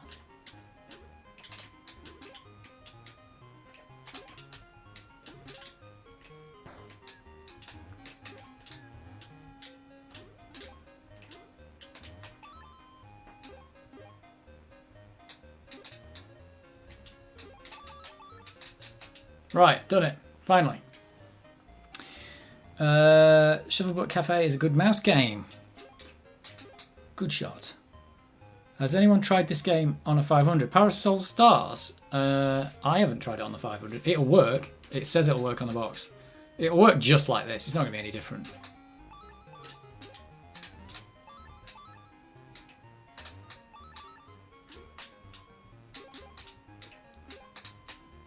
The unicorns will kill you just as badly on this.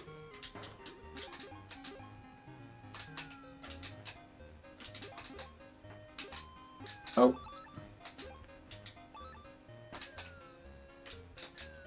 Come on, unicorns. Need to kill that thing. There we go, got it. Miracle? What's miracle? What happened? What's a miracle? Does anybody know? I've no idea. I had a miracle though.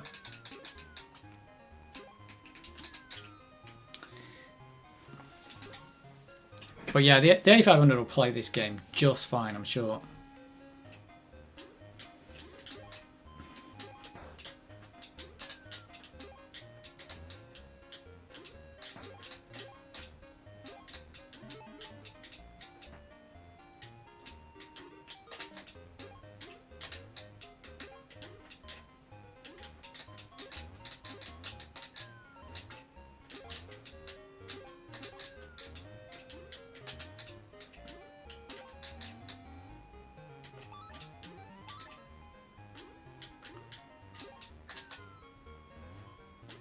Right, what have I got left? Oh, it's these little orange dudes. These little dudes.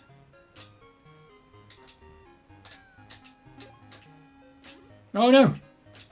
Nearly got done by one.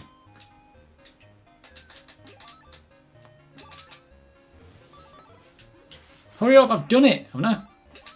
Have I not done it? Wait a minute, who's left? Oh. A miracle is making it past this level. I've already done that before. The miracle will be making past this next boss level, I think. Come on, boss. I've got 2 credits. Was the miracle a credit? Is that what the miracle was? Right, let's try and not make a balls of this time. I need to get that. This guy just basically follows you.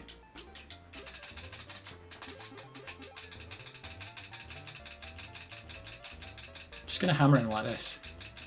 Seems to stop him. Oh, using his beak.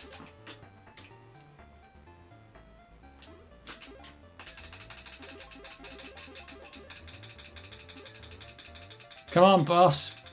You're a bullet sponge, you know you are. Oops. Damn it. Oh, I tried to get through him. It gives you barely any invincibility there. Damn. It's because these little bullets don't actually hit the little, whatever they are, penguins that are coming out of him.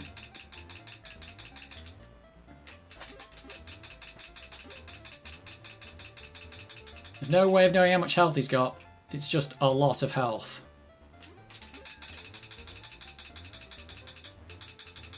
Come on, this is the best I've done. Goddamn bullet sponge.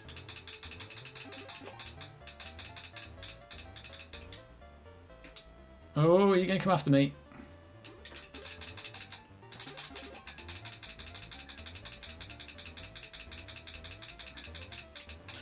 This guy's crazy. Uh-oh.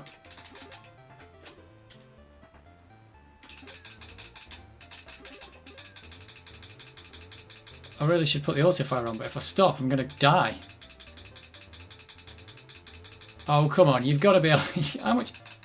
How much bullets do you take? Goddamn bullet sponges.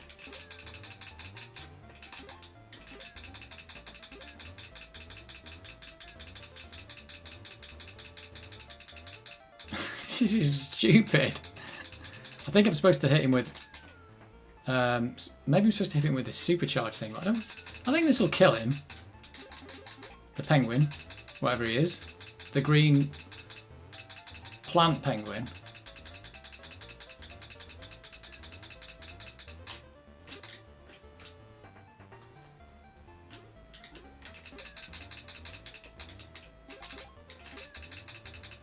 Oh, come on, penguin.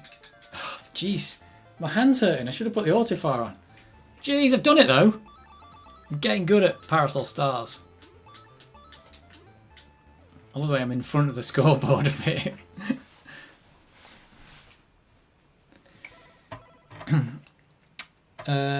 Evil Orville. I wish I could fly. Yeah. I wish I could fly in this game. Right, what world are we on now? It looks like Rainbow Islands. Is it a rainbow? I might be on a... No, what is it? Who knows? Oh god, what is this? These are weird things going on here. Oh my word. Is this underwater? What's happening? Stop! Oh what? I couldn't kill that guy! I've got 2 credits left though. I think the miracle was my credit. Right, I think I'm underwater. I threw that way by accident.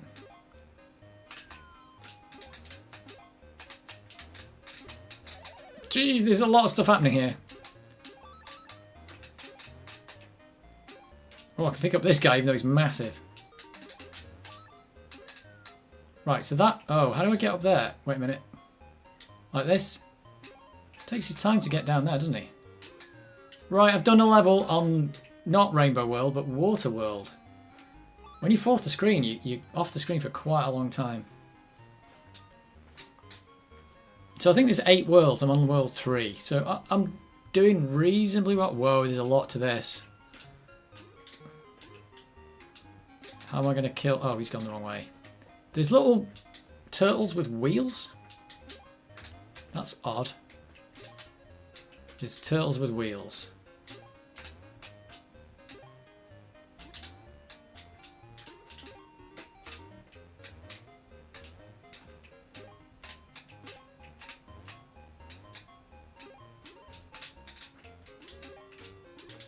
Where's this guy gone? Tell you what, the music's not changing, is it? That's one thing to be wary of.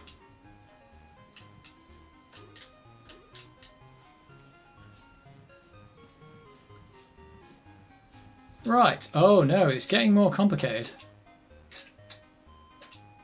There's little... what's that? How do I get out of here? Do you have to do this? Oh, I do. Yeah.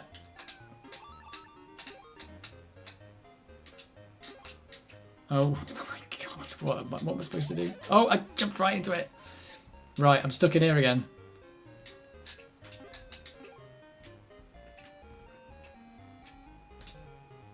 Right, I've got to get out of this bit. Oh, I've missed the thing! I've got to fire into that wall up there. Oh, it's going really slow as well. Oh, I'm making a mess of this.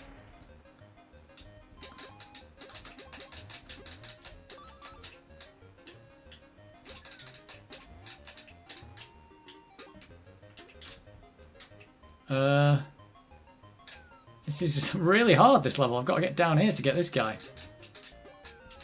And it's not really that... Here we go, I can get it. Oh, damn it. Just as I got in there, I got done in. This level's all gone to super hard straight away.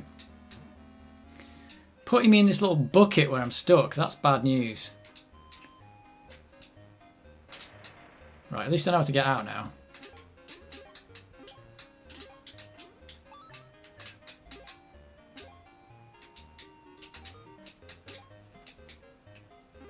Oh, what?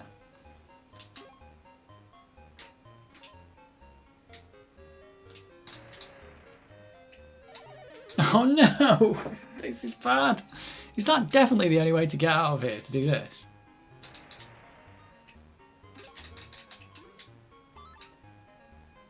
Carrying this guy on my head. It's really hard. I've got to get in there to kill this guy, but... Oh my word. So I've just been done in on one level. Well, it's Parasol Stars. It's pretty good though. It's pretty good. So I'm gonna go make a drink and I'll probably start loading. I'm gonna try X out from this pack. X out. I'm gonna call it X out. And I'm gonna start it loading now. Oh, stop. I'm gonna start it loading now because it takes ages. I cut this out of the video, but it takes ages to load. It takes a lifetime. Parasol Stars is really good though. That level suddenly got harder because you've got to get in there and destroy those little like baddie generators. That's really good though. Very impressed. Parasol Stars. That's a good game. Play that one. Here's a game not to play, I think. Ghouls and Ghosts on the Amiga. I should give this another try. I bought this because I thought it was going to be good. And it's not that good. Mega Drive version though, that is good. So yeah. Let's boot some X out. Look at this, I've got Kickstart 2 in this 600. This is the original Kickstart. Didn't upgrade it. Deliberately. No upgrades. Right. These little jiffy bags that they put this in probably keep them very safe, but it's really hard to actually get stuff out of them. Right, here we go. Number 1 hit compilation. See if it starts booting. And I don't have the squeaky joystick. That noise is really loud.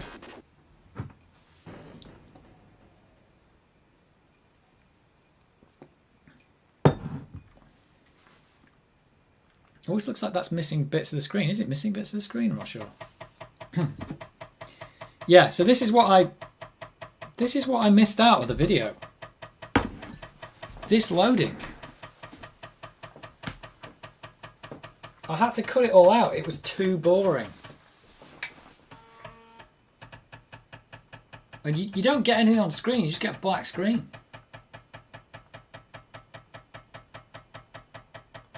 It's absolutely crazy. Can you believe a game takes this long to load? Well, not that it takes this long, but it just leaves you on a black screen as well, really. Is he going to do it? Disc format complete. It feels like that. It's crazy. That's just crazy. Off it goes again. Right, I'm going to go make a drink. That is going to load, I think. It's going to load. I'll be back.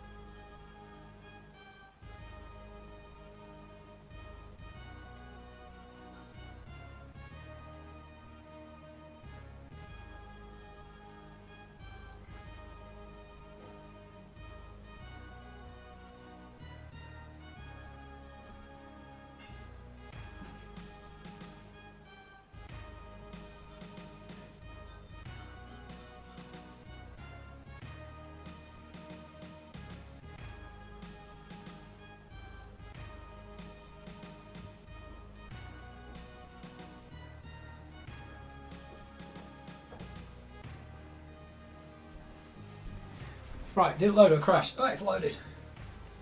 Whoa! No, I tripped over.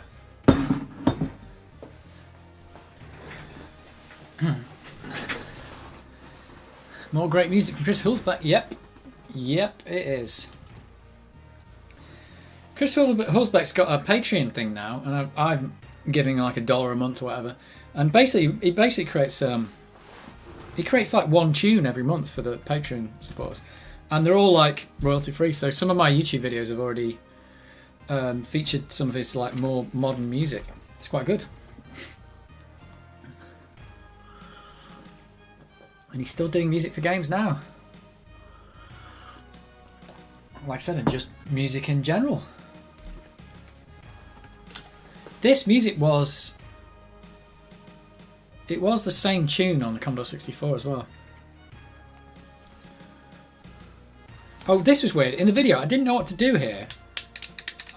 You press the button and it doesn't work. Yeah, they want me to press... They do. You have to press the mouse button. I don't know why. Why would they not just let you press the joystick button? That's just a stupid... That is a stupid menu.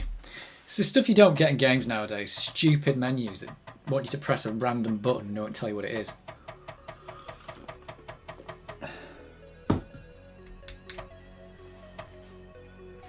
More loading though. Yeah, I did cut all this out of the video. If you haven't seen the video yet, this game's in it. I just unboxed it, but wow. There's a lot of loading that you didn't get. Live stream, you just got to sit here with a black screen. There we go. Got it. Right, this is the bit where you can really mess this up. Next game you have to press enter on numpad. Yeah, it is weird. There was a thing on like... The Commodore 64 games seem to have a thing about pressing F1 to start. It's like, why? Why do you press F1 to start?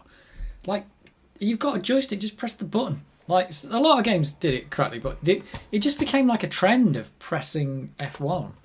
And there wasn't really any good reason for pressing F1 when it was a one-player game. You could just press the fire button. I don't get it. Right, so I've got 12,000 to spend. I think you can you only buy up to these? Maybe I should buy. I think if you buy the better ships, you get more health. So I think I buy that. Can I buy better bullets? Yeah, and I can buy one of these. This is the thing about this game. You can just put all your eggs in one basket like that. That is all my eggs in that basket. I probably can't afford anything else. Can I afford another? No, I can't afford anything else now. Can I afford this? No. Oh yeah, I can. What does this do? Oh, you just stick it there and it's done. Can't have that. Can't have that. Can literally buy... I've got one life. Let's try it. More loading, by the way. I think also, you've got to be really... Is this the one where it says get ready? And it just starts? I can't remember now. Or do you press the button? Because it's got a really long loading screen. You're kind of like, is it going to start? Am I ready? Am I ready? And I think it's going to go without me if I'm not watching the screen. So maybe. I can't remember now. Maybe I press the button.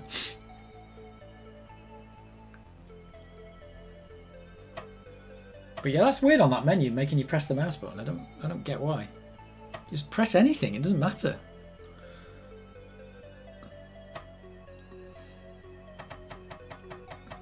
But this game's not great on the loading front. Makes you wonder how they can load this much information from one floppy disk, but it's the way they've done it.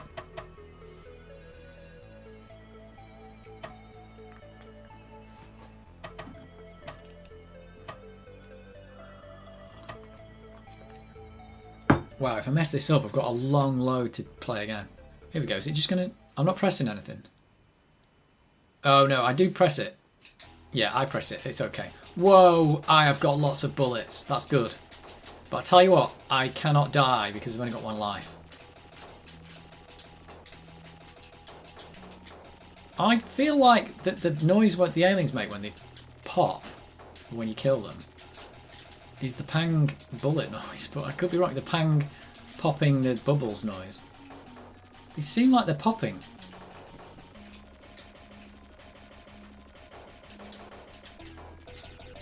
Oh, it's gone really stereo on my headphones now. Maybe this is the way to go. I've got one super duper ship, but I cannot die.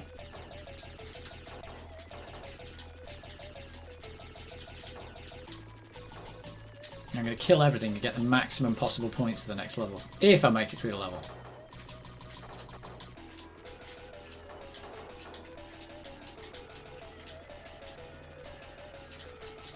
Right, this guy I got killed on in the when I did the video.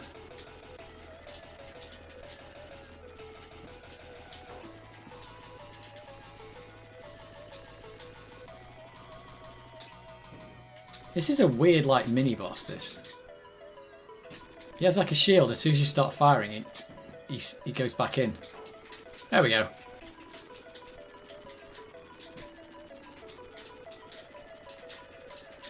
Oh, that's a little fish submarine thing. Glad I've got an auto fire. I wouldn't want to play this without the auto fire.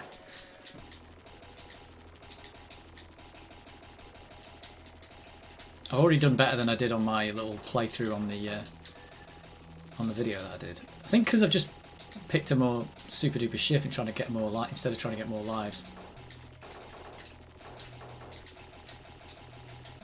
It's very satisfying pop noise that they make when you kill them.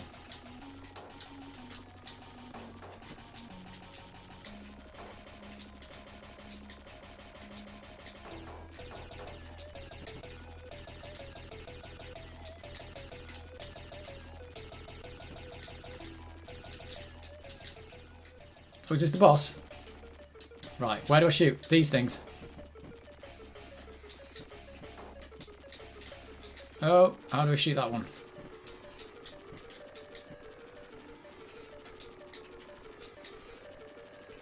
He's going to kill me in a second as soon as I do. There we go. Now he's going to murder me. Oh my god, it's one shot and I'm dead. Damn you. Well, that's bad news. That is bad news. I don't know how it's on Amiga, but we also enter on numpad is mapped differently than normal enter. So if you have an A600, you'll be able to play because it doesn't have a numpad. That is true. They are mapped differently. They are different keys, so you can detect them differently. But yeah, I forgot about that. I don't have it. I see what you mean. I didn't really want to click enter on numpad. Yeah, that would be bad. But if they did that, yeah, that's really bad. Cross out. There it says cross out. It does that on the Commodore 64 as well. Have I got a high score or not? Or is it just showing me the screen? Please insert new floppy drive. Yeah, that's true. They had a nice music routine going on when the music changed, so the boss kind of faded in. Oh, I didn't notice that. It faded out there.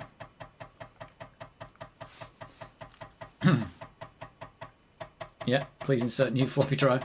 This is a PC floppy drive, but I think it's going to do the same thing on any other machine. Right, I was doing really well there till I got blasted by one shot. Yeah, flight sims on the A600. I'd heard that because they've all used the number pad and they just it just didn't work. Well, they didn't even provide a way to like emulate it when they made this. They were just like, nah, you don't get a number pad. Forget about it. They must have had to design Workbench to not use it as well, and any keys that Workbench use from that point forward.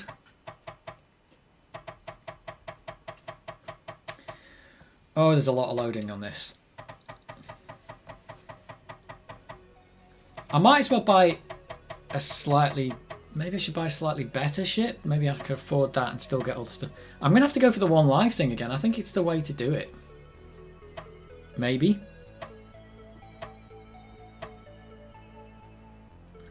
This could be bad watching me. If you can get through this first level on live, I'll be alright. Right, here we go again. Right, at least it's put me back at the shop. Maybe I could go for the even better ship. Let's see. If I go for that, could I get these? Oh, this is... Oh, I can't afford that. I don't actually know what this thing did. I can afford that and I've got nothing left. Is that better or worse? Let's try that. I don't know. I think I've got more health, but I've only got one of those little like satellite things that are stuck on the side. I do really like that. You can position that thing on the ship anywhere you want there. That's quite clever. I'd say it's quite clever. It's just like a little bit of a strategy game. Wow, the loading on this. Come on. Please. If you wanted the 3.5 inches of fun, this is it now. This is definitely it.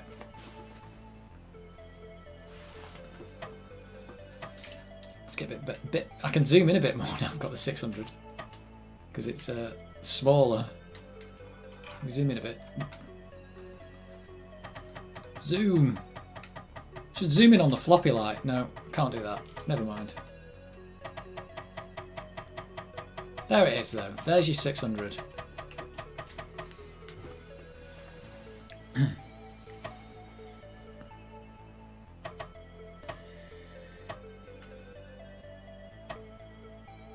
Chris Hulsbeck said he's going to be at Gamescom in Germany.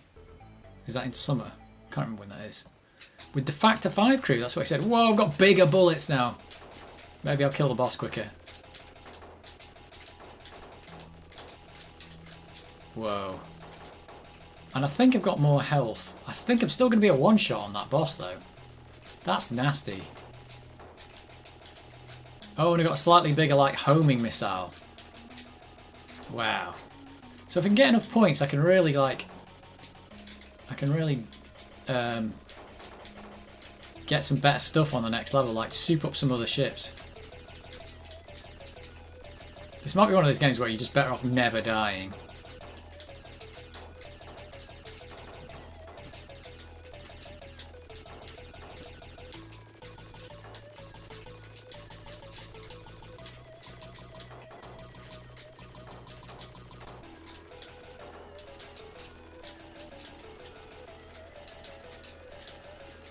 Right, this dude. Whoa! Right, I've got to let him come out a bit and then shoot him. Got him. This ship doesn't look as cool as the others, even though it's a better ship. It's like looks like a weird, I don't know what it is. It looks like a submarine, but that's not cool. Unless you like submarines.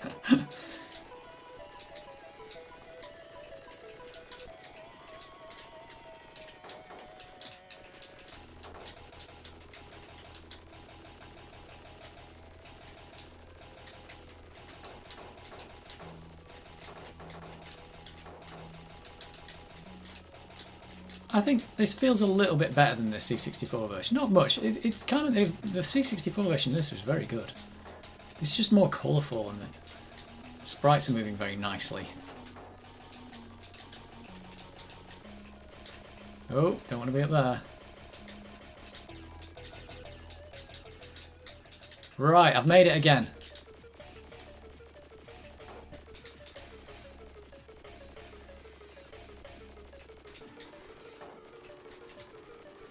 Right, don't die. Oh my god! It's just a total one-shot. It's just unbelievable. Destroy floppy in 30 seconds, like 600 short without an unboard. Yeah, it's short. They made it smaller. PCM CIS slot is handy. Yes, it is, but it was kind of at the time, but useless because nothing supported it. That's why I'm upgrading me 500 so I can use WHD load, because loading and degrading floppies are sometimes painful. Yeah, that is true. But you could use a GoTech, I suppose. That's the other option. You could. I think a lot of people put GoTechs in the 500. I suppose the good thing about 600 is this has got IDE in it, so you can put. In fact, this has got a hard drive in it, basically. It's got an SD hard disk in it. This one. So yeah, that was the cool thing, that you can have a little hard drive inside. In fact, this Amiga was the first computer I had that had a hard drive in it.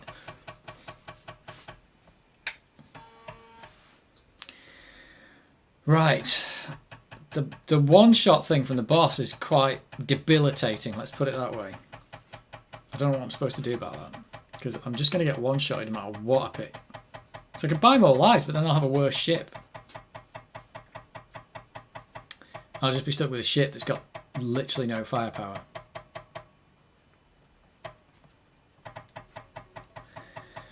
Let's try again. Maybe I can buy the even better ship. Let's try that. Which is, again, I think it's just got more health. I think that's all it's got.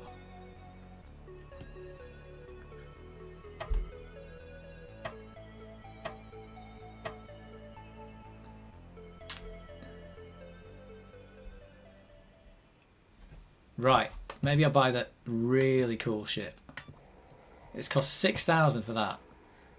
In fact, let's see. We'll buy the really cool ship. Oh, I can't afford anything. Right, can I get rid of that? Let's try this ship. See if we can get the even bigger bullets. Oh, that's cost me everything, virtually everything. Oh no, this is bad. This is bad. How do I get rid of the ship? Where'd you put the bin? He's the bin, isn't he? That guy's the bin. He's like the recycle bin. Right, let's try again. Let's try the most rubbish ship with the best bullets. And one of these. One of these? No. One of these? No. Got 100 left. The most rubbish ship with the best bullets. I mean, I'm going to die from one shot anyway. Let's try that. If you want very compatible, because WHD load needs Fafner, and get a Ranger slow men upgrade for it. Lots of very old games were then.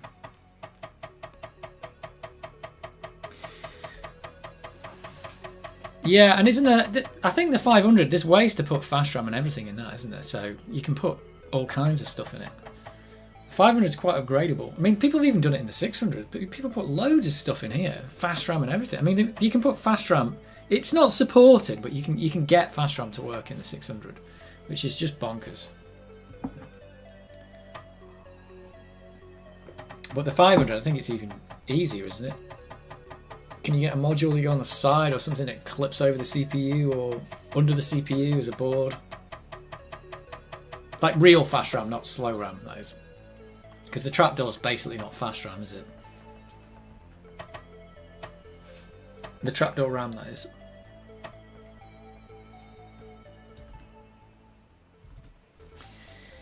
Right. Right, I've got super bullets and a super weak ship. As soon as I'm a one shot on the boss, that seems to be the way to go.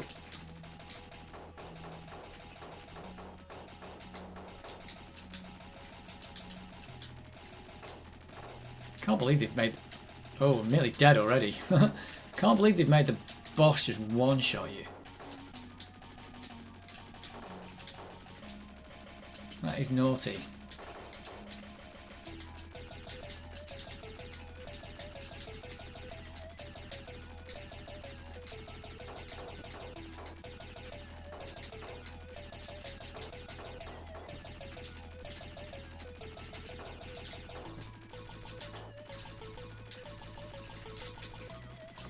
Having to get good at cross out all over again as well.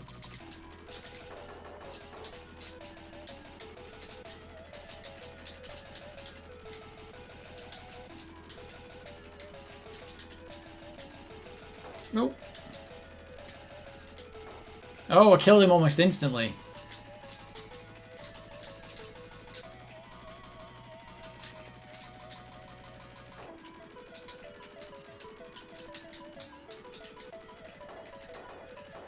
The music's pretty good considering they've got sound effects in there as well.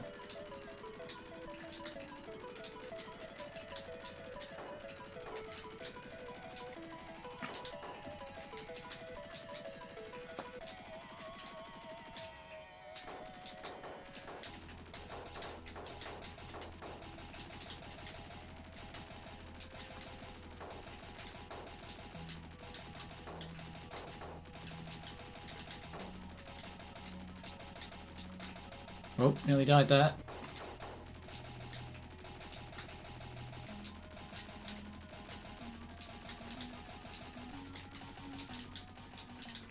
Right, this time, eh? Are we going to do it?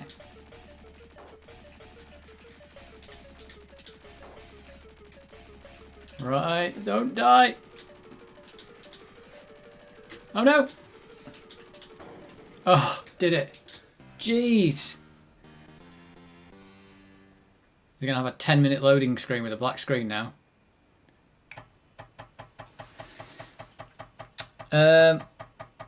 You can put a Pi Storm in a 500 faster than a Pentium. Well, maybe not faster than a Pentium, but getting there.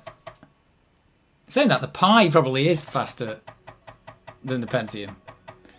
Can you imagine if they made a new Amiga with the Amiga Linux OS and all updated hardware?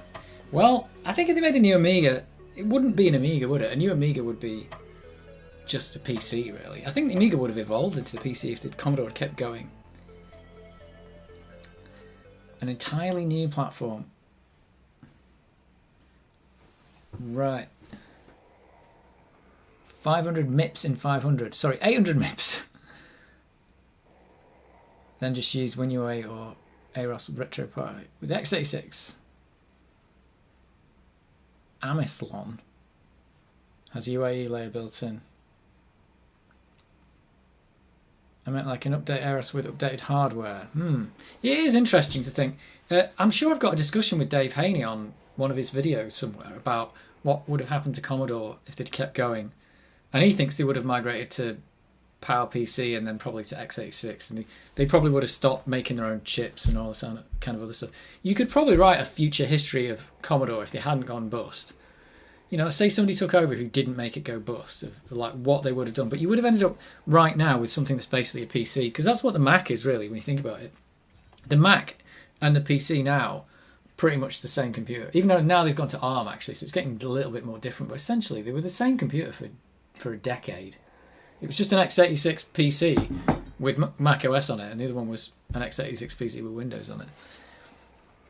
So, yeah, who knows? I mean, Workbench would have probably had to be completely rewritten by this point for security reasons and all that kind of stuff. For me, at least, putting Raspberry Pi into Amiga is like cheating. Is it cheating a little bit? Depends what you do with it. You could use it... What can you do with it? Can you use it for RAM? I don't know what else you can do with it when you put it in there. I want to make the Amiga as stock as possible. Maybe upgrade to a 6810. Yeah, I like that. This it's a bit weird. I say like you want it as stock as possible. Like this is stock as possible, including the floppy drive, and it's got a hard drive in it, but it's an SD hard drive. So I'm kind of like I want it stock, but it's not stock. So there you go. I want it for lightweight 3D. Ooh, not for gaming. Well, yeah. We need to migrate Windows to Linux. Yeah, that would be good. I'm sure if Microsoft's got their own version of Linux, they probably maintain a version of it. I don't know. AROS doesn't update Icaros, and certain things Amiga hardware is really bad compared to new hardware. For example, the planar graphics. Yep. I mean, as a modern computer, the Amiga doesn't hold up anyway. It didn't hold up in the 90s. It was getting a bit long in the tooth in the 90s. It could have evolved. It just didn't. So, yeah. Right, can I still get rid of... I can get rid of stuff. Let's start again. I've got 22,000. Lightweight. They did make Blender work on the Amiga, so it's possible. Did Blender start on the Amiga? Might have done. Don't know. Let's go for... Which chip shall I go for? The third best one? Shall I try that one? Oh, I always try and put it in there. You've got to put it in here. Let's get one of those with this. And some of these. I don't know what these little things do. I don't know. Let's get another one. Let's also put... Oh, there's other things I can buy here. I don't know what any of this stuff is. Let's have this one. Oh, I can't afford some of this stuff. It's actually quite expensive. Right, that's it. I've got 2 lives now. I've got myself up to 2 lives. I quite like this about this game. It's like proper strategy. Do you buy more lives and have less stuff, or do you buy less lives and have more stuff? That's your big question. Blender on Amiga, okay if you use a Mac emulator like Shapeshifter. Well.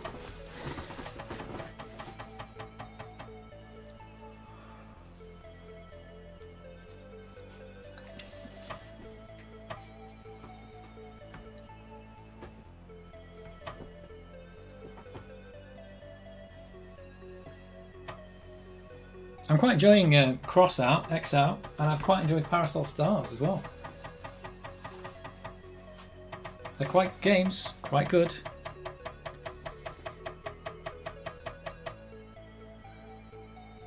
They made Blender for what's? They made Blender for Amiga. Well, I'm not sure if I knew that. I think one of the problems after watching that RMC video about he's talking about it's part 2 of the Amiga 1000. He talks about there's that Byte magazine, and they talk about the Amiga and whether it's better for scientific research than the PC.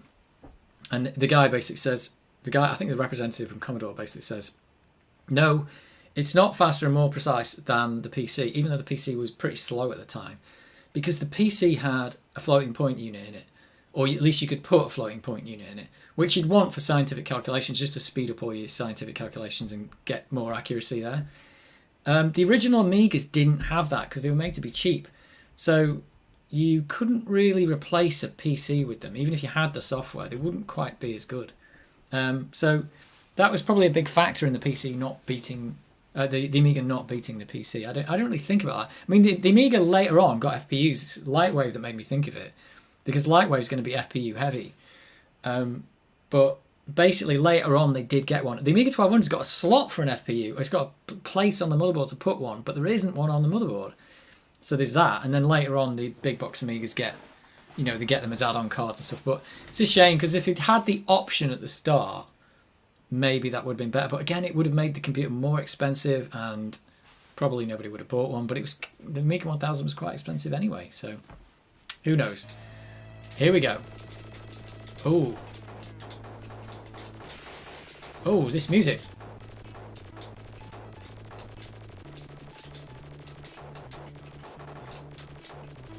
It's all the same baddies though. Oh, this is the same music from the Commodore 64. Whoops! That was bad. I've lost my life. Yeah, this is the same music on the Commodore 64.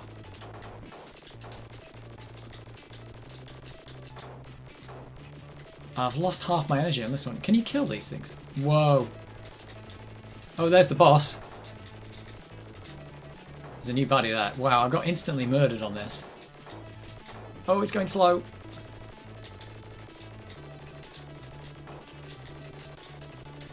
Is there 2 paths you can take there?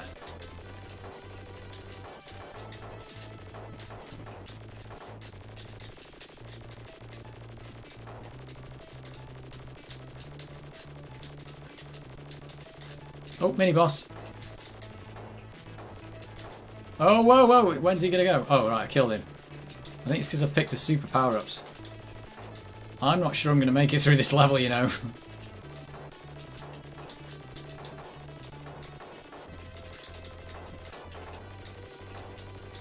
might make it to the boss, maybe.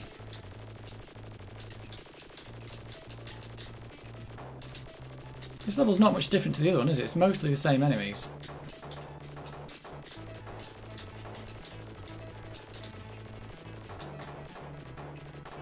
You really want to kill everything because you want to get maxi points.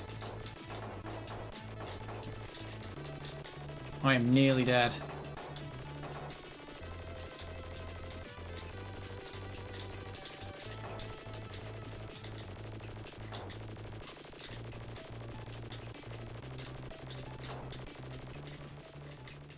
Right, I've made it to the boss. Whoa, there's stuff coming out of the ceiling.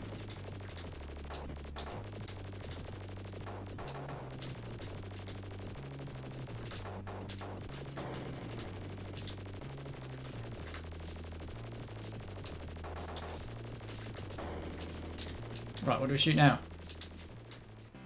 I've done it! I've totally done it. That boss was easier than the other one, because it doesn't have a one-shot capability for me.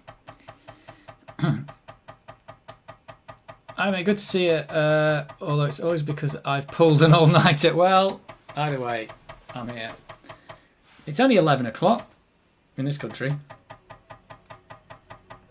And I'm playing cross out, X out, cross out, X out. And I tell you what, I've got to level 3 by using my high risk tactics of buying only one life sometimes. So I'm going to dump my stuff at the end of this level and get new things. Oh, 7:30 AM in Australia. Wow. Good old Australia. Is it light there yet in Australia? Because you're in the middle of winter, aren't you? Have you got daylight yet, or is it dark? That's my question.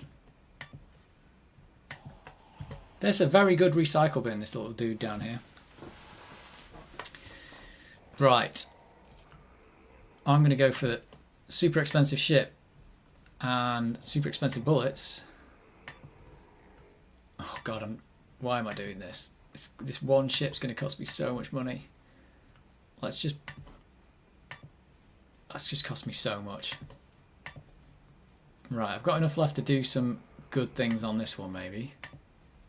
And I've run out of money. Right, I've got 2 lives again. God, I can't believe I've got this far. I've still only got 2 lives. Is there anything else I can put on that? Yeah, I can put one of these on. Can I put this one on? No, just this. Haven't tried out these other power-ups yet, so I don't know how good they are. Sun's up now. Good indication that I messed up. Trying to compile C code that dates back to 1985. Really?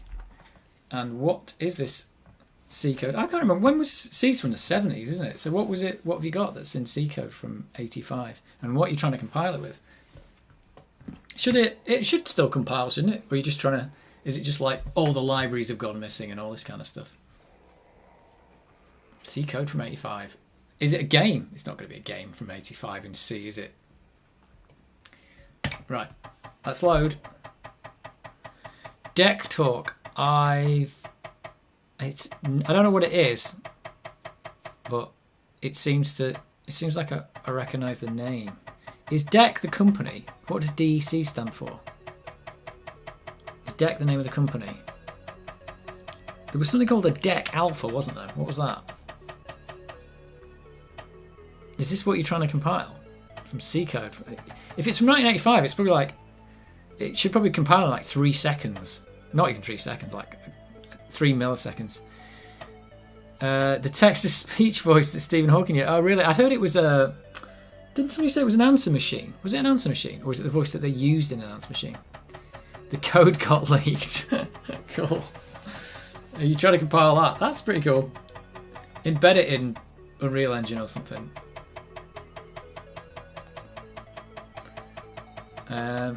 It was worked on over the years right up until 2003. Wow. And then they realised you can get so much better now. Stephen Hawking, he just kept it though because it was his voice in the end, wasn't it? It just became his voice. Right, I'm going to have to concentrate now because otherwise I'm going to die. I'll tell you what, I've got the beefy ship now though. Oh no, this is not the beefy ship. This is the less than beefy ship. Oh, it's slightly changed though now, the levels. Oh, I've got jellyfish. There's jellyfish problems. Tell you what though, I feel like the fact that I've just got to level 3, I feel like I've done alright. I wasn't... Oh, what's this bullet going to do? I can't get rid of it. I feel like I wasn't going to get this far on the stream. Oh, how's Boss Machine going? I wonder how Boss Machine's going. The Amiga game. It's got these like destructible things. It's destructible parts of the level. There's a bullet following me at the same speed as the level. That's pretty annoying. That's going to be there forever. Oh no, we've stopped scrolling, so we're alright. Whoa, what's happening there? Oh, I've died. Right, I've got my super power-up ship now. Oh, damn it. So there's things in here that can just kill you instantly. So I've completely messed it up. I had the most powerful ship there, and I've just messed it up. I love the sound of the deck talk, though it's got something about it. Not to mention you can make it sing rather terribly. Get it to replace the Amiga voice. The speak and spell Amiga voice. So if you get it to compile, what are you going to do with it? That's the question. What are you going to do with it?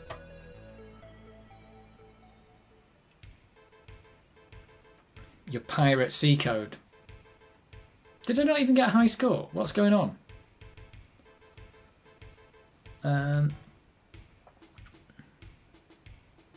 I'm no stranger to it. My Sound Blaster All 32 came with text assist back in the day. It was a full-blown version of Dector with a dictionary editor. Wow. Time to relax and focus is learning a new video editor, which is not relaxing. It might be focusing, but it's not relaxing.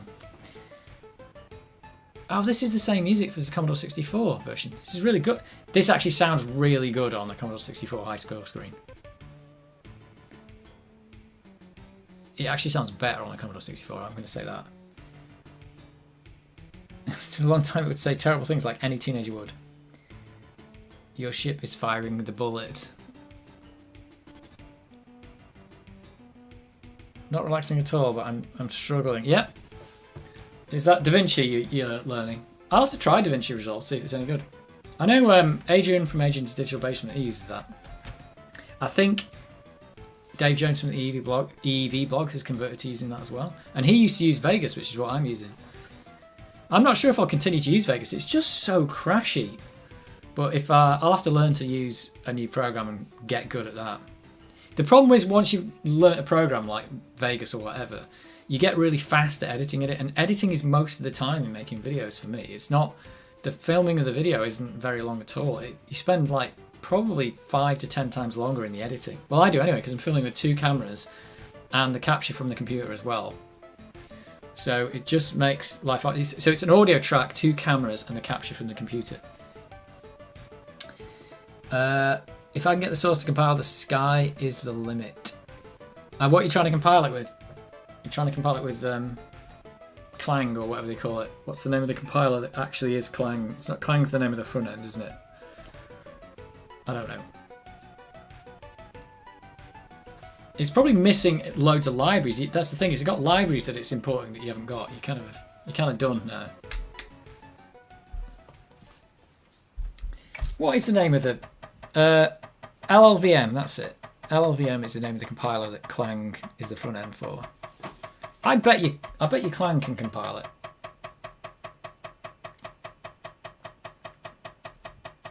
Well, you're probably not using that. You're probably using...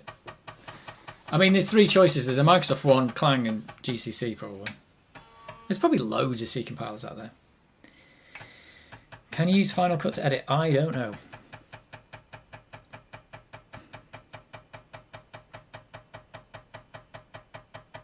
Well, I've been enjoying Exile. I think I'm just going to put some Hippo Player on for the end of the stream. Put Hippo Player back on, unless there's a quick game I could play or something. I can't play these other 2 games from the Power Up Pack because they won't work. Where's the... I've got Tiny Bubble in here.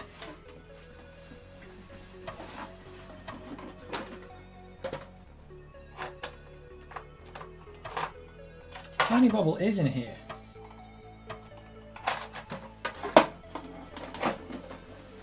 We were talking about this before. Oh, it's put me right back in the shop.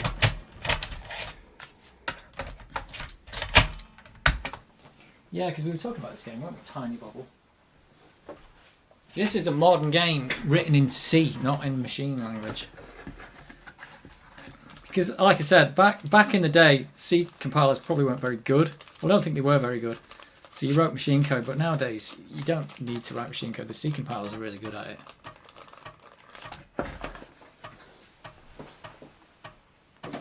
They are super good at it. Still got Cannon Fodder 2 to start at some point. That's it, Bartman. Tools by Bartman. That's the tools that are in Visual Studio Code on the PC. Needs an Amiga 500 PAL or better. Please wait a long time while decrunching. The 1200 is better at the decrunching, actually. This takes way quicker on the 1200. So there's various system targets from over the years, including Win32. Wow. Windows CE and Unix-like targets. Also a dedicated Linux target. I'm trying to get working in the Linux first. Okay.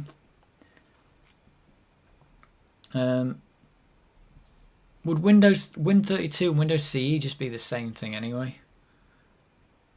So if you get Win32 to compile, then I mean, Win32 must still compile because Visual Studio is still a 32-bit program, so you'd hope that'd still work. But I don't know. That'd be good. Unix like being Solaris, true 64 Unix. There's even some old school Epson AM7 targets. Wow. Well, yeah, I suppose Linux or Windows would be the way to go to get it going. Has anyone got it compiling yet or not? Like, you're using GCC. Okay, and hoping to get it compiled on AMD 64. I think, yeah, you'll get it to compile probably.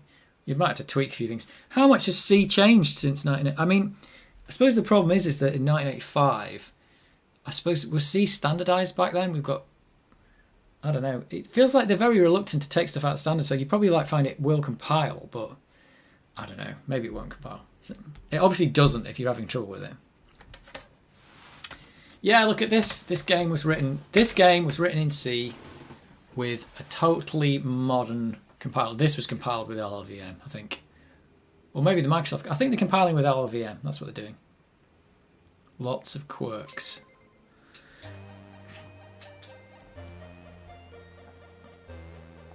But yeah, they've done really well to do this version. But this game has taken advantage of modern development environments. And the 50 FPS as well is just awesome. So yeah.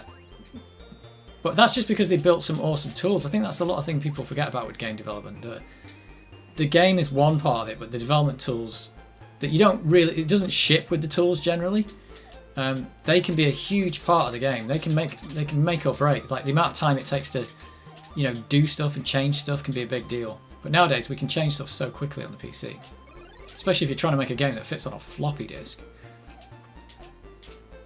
Wow, this is so good. It looks so basic compared to Parasol Stars as well. It's massive. It's all come together before you can see any result. Yeah, that's the same with like trying to port old code, isn't it? It's like you're going to get nothing until you get something. If you can get it to make a sound, that'd be a good start, I suppose.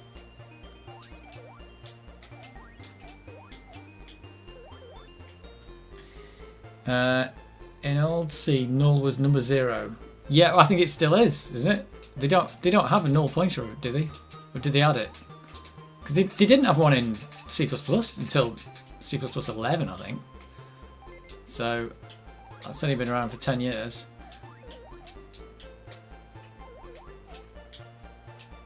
But that's probably not your big problem.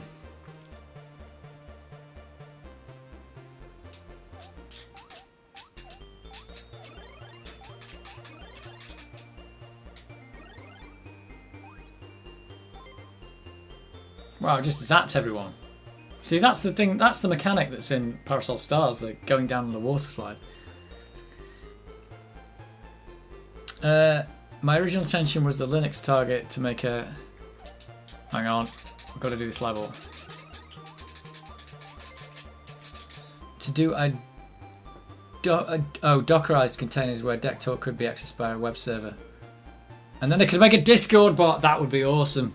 Do it. Do it. If that's everybody's going to have that. Everybody's going to want that. They're all going to want it.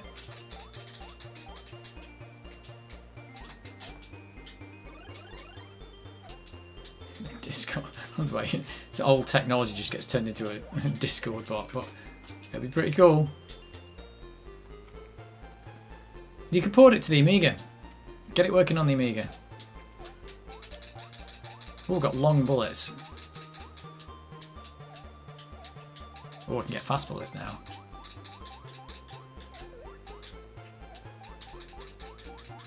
Yeah, look at that.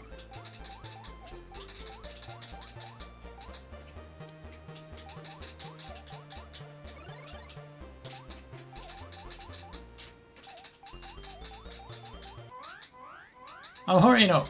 Give me a chance.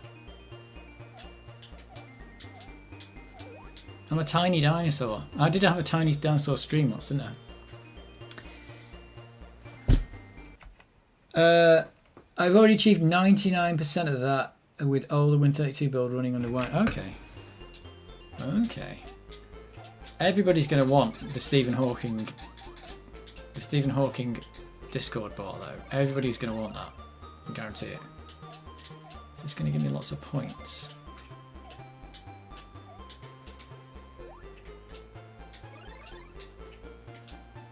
I just need an N for extend. Does that skip one level?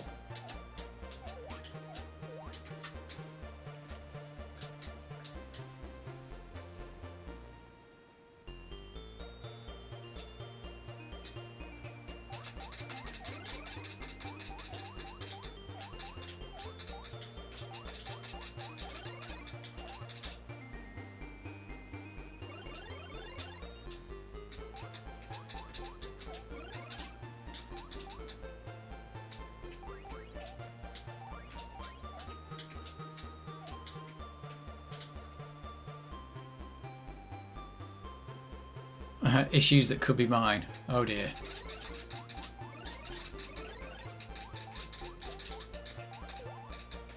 Oh, there's a brolly there. What does the brolly do?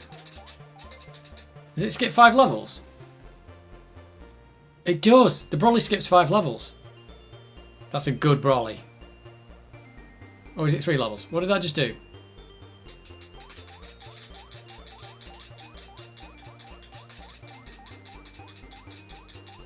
Filling the screen with bubbles to slow the game down.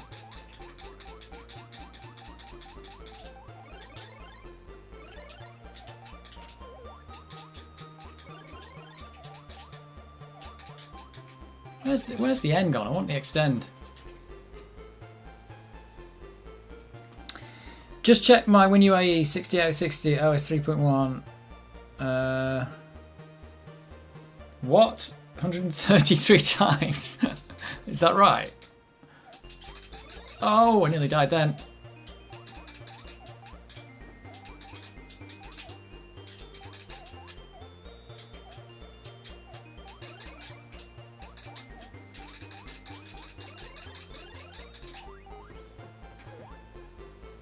$133 times the 4040 speed.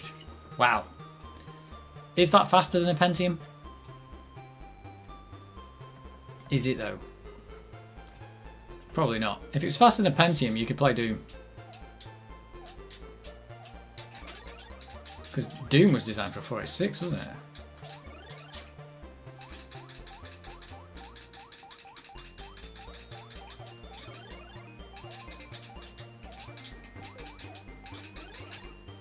Oh, this dude's really fast in it now. Got him.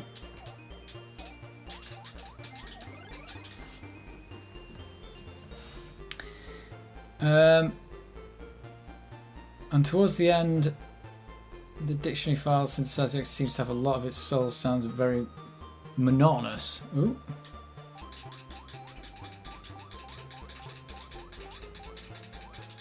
Oh, this is better on the 1200 where it doesn't slow down as much.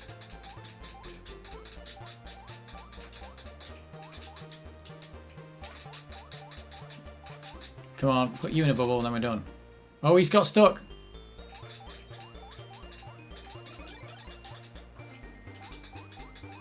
Oh, that dude's got stuck.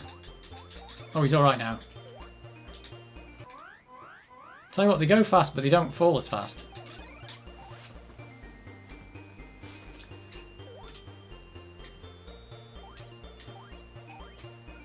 I'd like to give it its mojo back. Yeah. I've lost my mojo.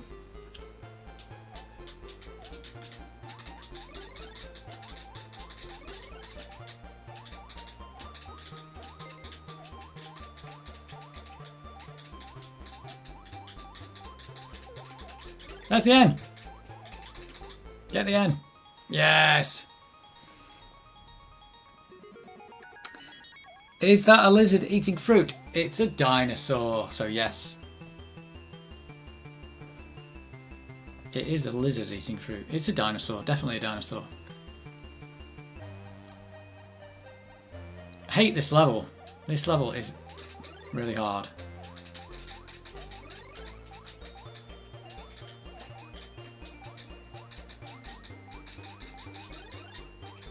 I think maybe I should not, when it comes to this level, I should stay out of those. Oh! If you fall in here, which is what I'm about to do, yep. This is where it gets difficult. See, I've already got the hurry up. It's crazy. No, I'm gonna die. I knew this was gonna happen. It's really hard.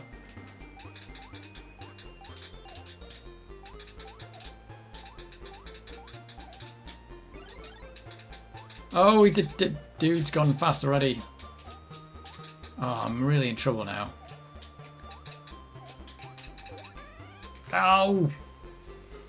I hate this level.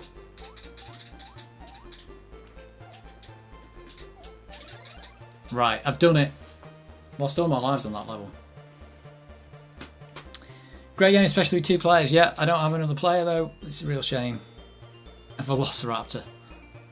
Yeah, well, they are quite clever.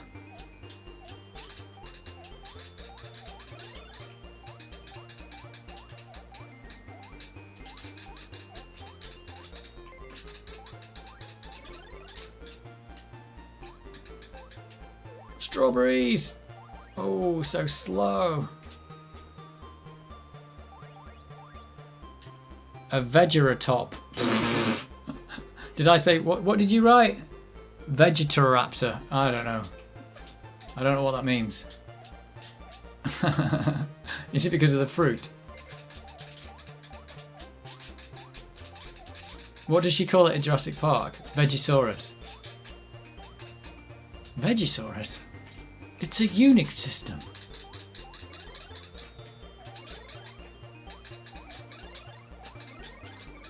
Oh, he's gone fast. Whoa, that was paused me right in front of the baddie.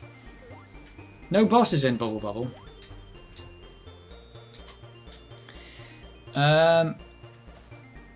If you've ever compiled software from source, particularly in Linux world, you'd wonder how any software could possibly work. The amount of warnings you get during compilation, it's a miracle. Yep.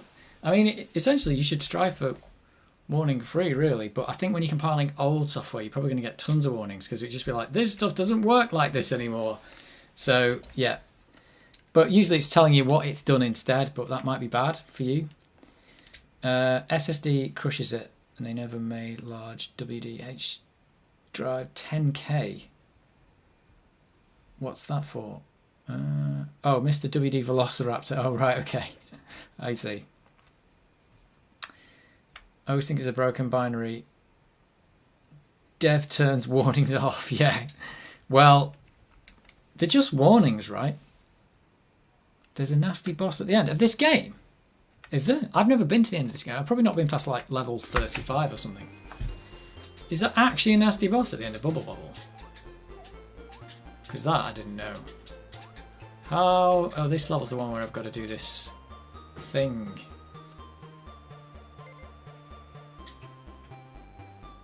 I always think it's a bit weird that the... Oh, come on, give me some more things to kill them with. You're not going to give me anything. Seriously? Oh, here we go. Oh, I'm on hurry up already. I haven't killed a single bad guy. Well, that killed one. Oh, no. I'm going to die on this level now. Right, here we go. Let's get some like this. Oh, I got them! Unbelievable. That was luck there. Oh, and I got a gem. Oh, and another gem. Oh.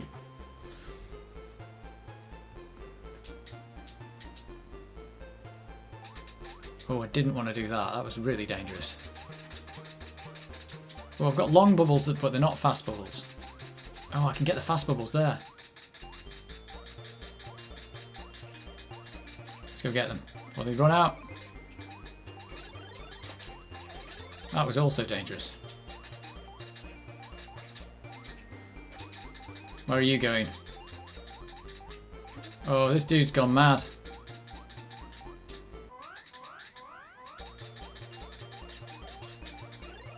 Right, did that one as well. I would be a terrible dev because my OCD would kick in after fixing them. Well, you should be fixing them. In fact, compilers have a warnings as errors feature, so that's all you've got to do. Turn that on and you're done. Then you've got to fix them, but it won't compile. In fact, that's what I do when you look at the stuff I'm doing on my other channel with my live streaming stuff. Not live stream, but the coding stuff. You'll see I've got warnings as errors on it. So, you know, unused parameters from functions. It just says, why haven't you used it? That's an error. You should be taking it out. All that kind of stuff. It can get quite annoying, but it's also, at the end of the day, a lot of those warnings, they just solve your problems that you know, were just waiting to happen.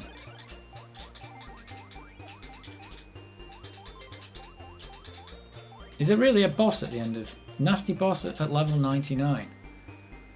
Well, I'm never going to get that far. Did you get warnings from machine language? Probably, yeah. Probably. Can't think of any. But yeah, you'll get warnings. A warning is when, like, you've done something. The compiler has decided... It's like the compiler said, oh my word, he fired a lot of cookies there. The compiler's decided, well, I think you meant this, but I don't really know, so I'm gonna do this. And it's a warning to say you should probably change it and actually just do the thing instead of me just guessing. That's usually what it is. You know, like you signed a number to a bool. It's like, I know what to do. The compiler's like, I'll do this and this, but it's not really what you should just like put the correct thing in there. And like the older compilers were probably a bit more permissive with what they'd let you do, like assigning a number to a bool, which is something you can do. But nowadays, C++ compilers would say, no, don't do that. Just give me the actual thing, convert it first, and then tell me explicitly. Or things like, yeah, and there are some like, there's loads of warnings that are kind of like, they're kind of off by default. Whoa, this guy's getting a bit feisty. I love the way when you get hurry up, oh, there we go. When you get hurry up, everybody goes mad. So yeah, there's a lot of warnings that are off by default, like really, like, kind of like, oh, we don't really care about these. These are probably never going to affect you. And you can turn those on. And then you can make those errors. So the compiler lets you do it.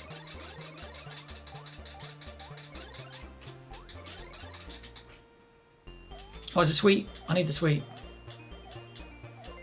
Oh, did I get it? Is that the sweet I've already got?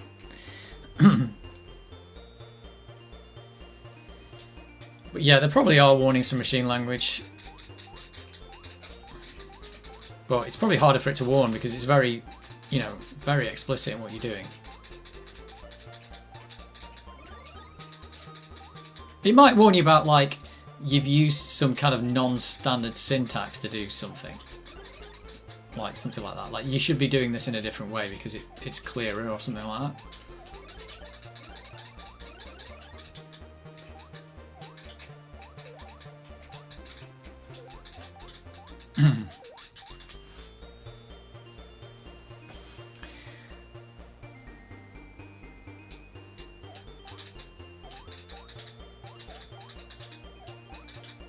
There's a mushroom up there. What does that do?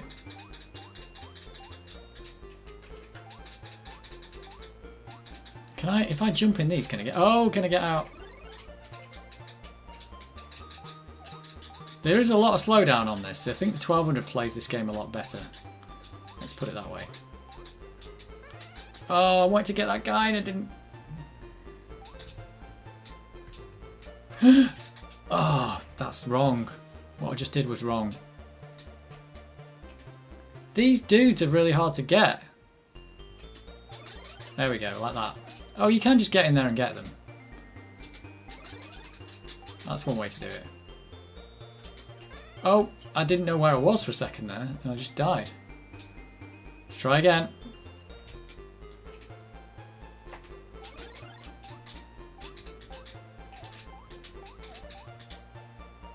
Oh, he's fast now. Got him. Wow, that was hard. Messed up all my lives on that level.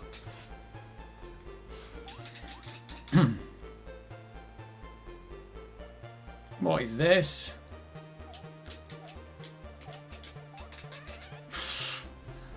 It suddenly got hard. Oh, I'm dead. No way am I getting... I haven't been to level 40 ever in this game. I suppose with 2 players it might be easy. Imagine being the person that writes the compiler logic. It's like coder auditing the code. Yeah, there's There's like talks and stuff of people who write compilers, and it's just so hard.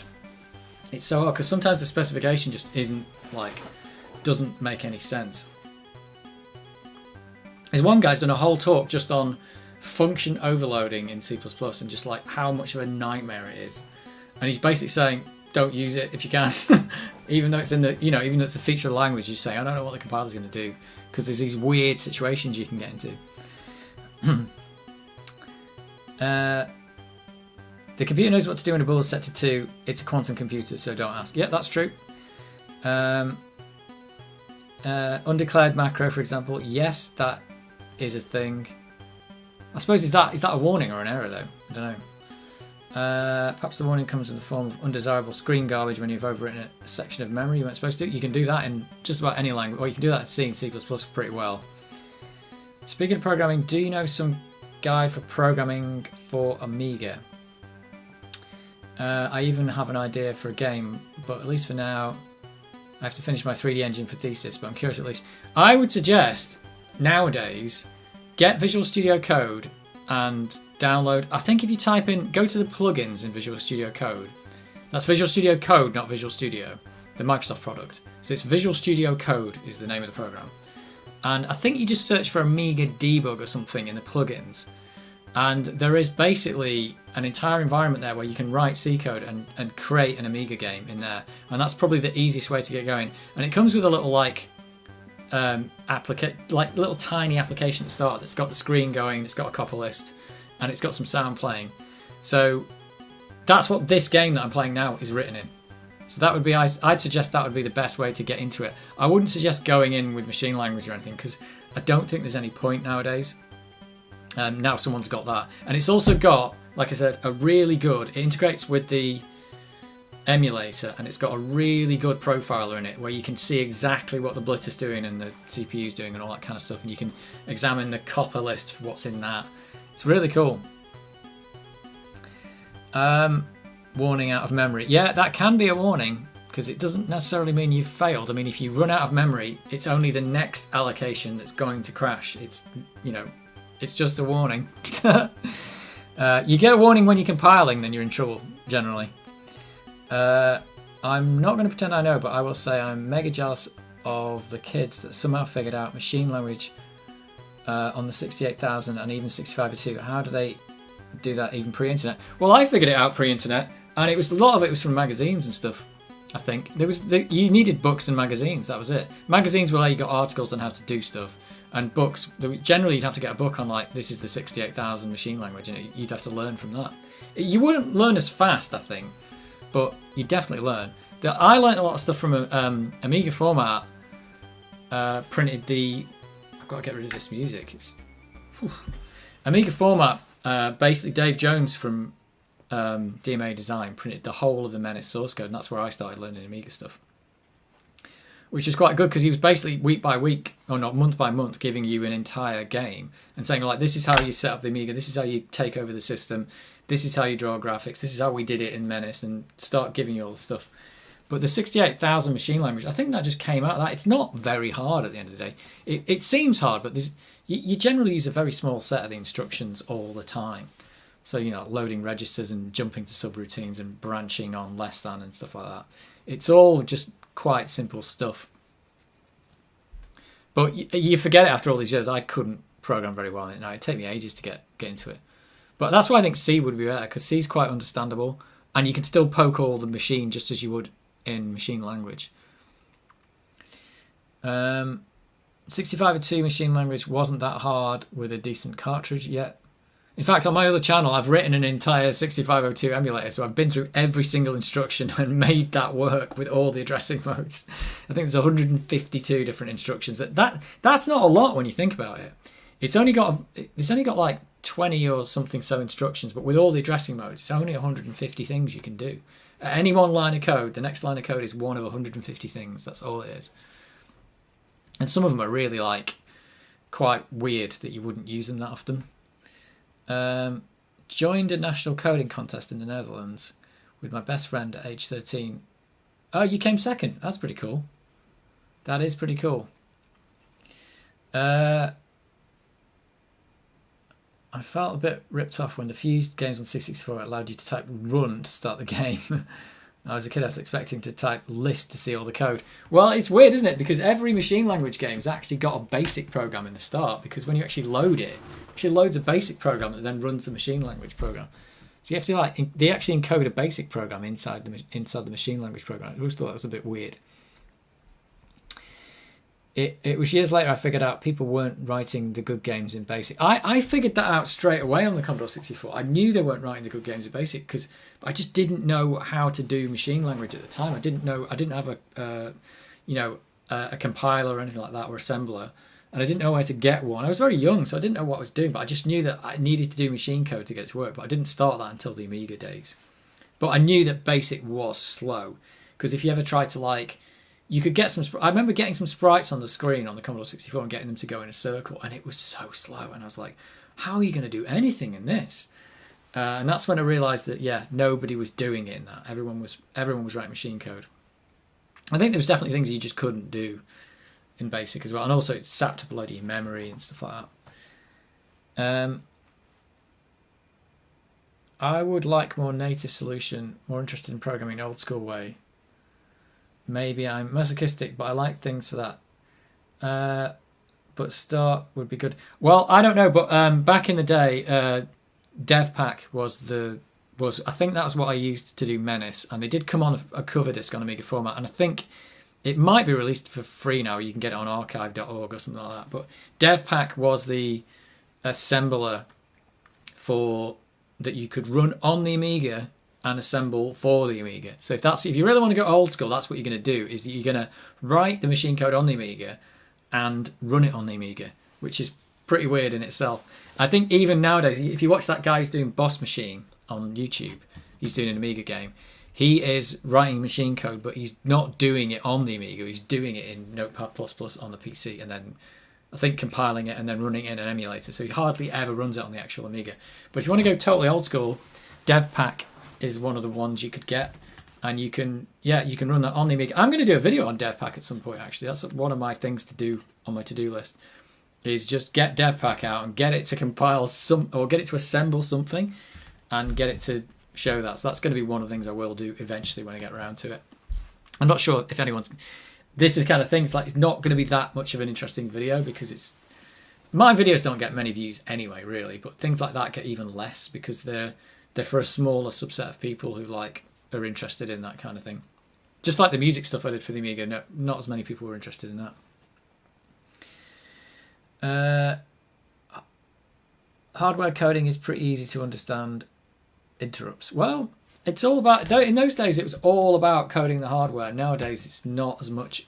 You need to know the hardware to get good at programming your computer, but nowadays you have to pass through software layers to get to the hardware, so quite often you don't know what you're programming anyway. I watched this guy Robin on YouTube, and he showed me how they did it with the cartridge on the C64. His channel name escapes me right now. You can watch a video with Ron Gilbert, who made Monkey Island, and he's talking about making Maniac Mansion on the C64. And he said, because he was at Lucasfilm, and they had this whole Lucasfilm, LucasArts computer stuff. They had a bunch of people, computer guys, who could just build stuff. They built him an interface for the C64 so that he could compile his code on a PC, a mainframe, and then it would just blat it into the C64, and it would actually hot load it while the game was running. So he actually said he never touched the C64 for programming. He did it entirely on some kind of mainframe thing that LucasArts had, which is pretty cool. That is pretty cool. So these guys at LucasArts, it's 1980 something, and they're all just soldering stuff together and hooking it up to a C64 and then getting this whole hot loader thing going. So he was hot loading, changing code and hot loading data, to change the game as it was running, which is something you can do in Unreal Engine now. But that's quite a nice feature to have. And even then, you're only limited in what you can do in Unreal Engine. Yeah, they were some next level guys. I'm going to load up Hippo Player for the last little bit of this stream. That was good. I played a bit of Tiny Bubble. Wasn't expecting to play that. A little bit of time. Let's get the 1200 back out. Sorry, Amiga 600, you're going back You're going away again. So I bet you back in the day, the coding that I'm talking about, I'm sure I did it on A500 as well, but might have done some of it on this A600. In fact, I did do some of it on this A600. I'm pretty sure I did. So yeah, I did some coding in DevPack on this A600. But I think DevPack's the one you want to look. If you really want to go old school, get DevPack. That was probably one that was used by a lot of people, I reckon. I think there were some others.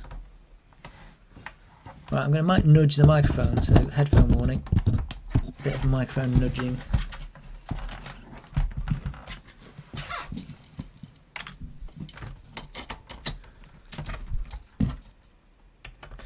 Oh, we've talked about a lot of programming on this stream. Sorry, I'm right next to the microphone there. Oh, I don't need the joystick. I can just plug the mouse in.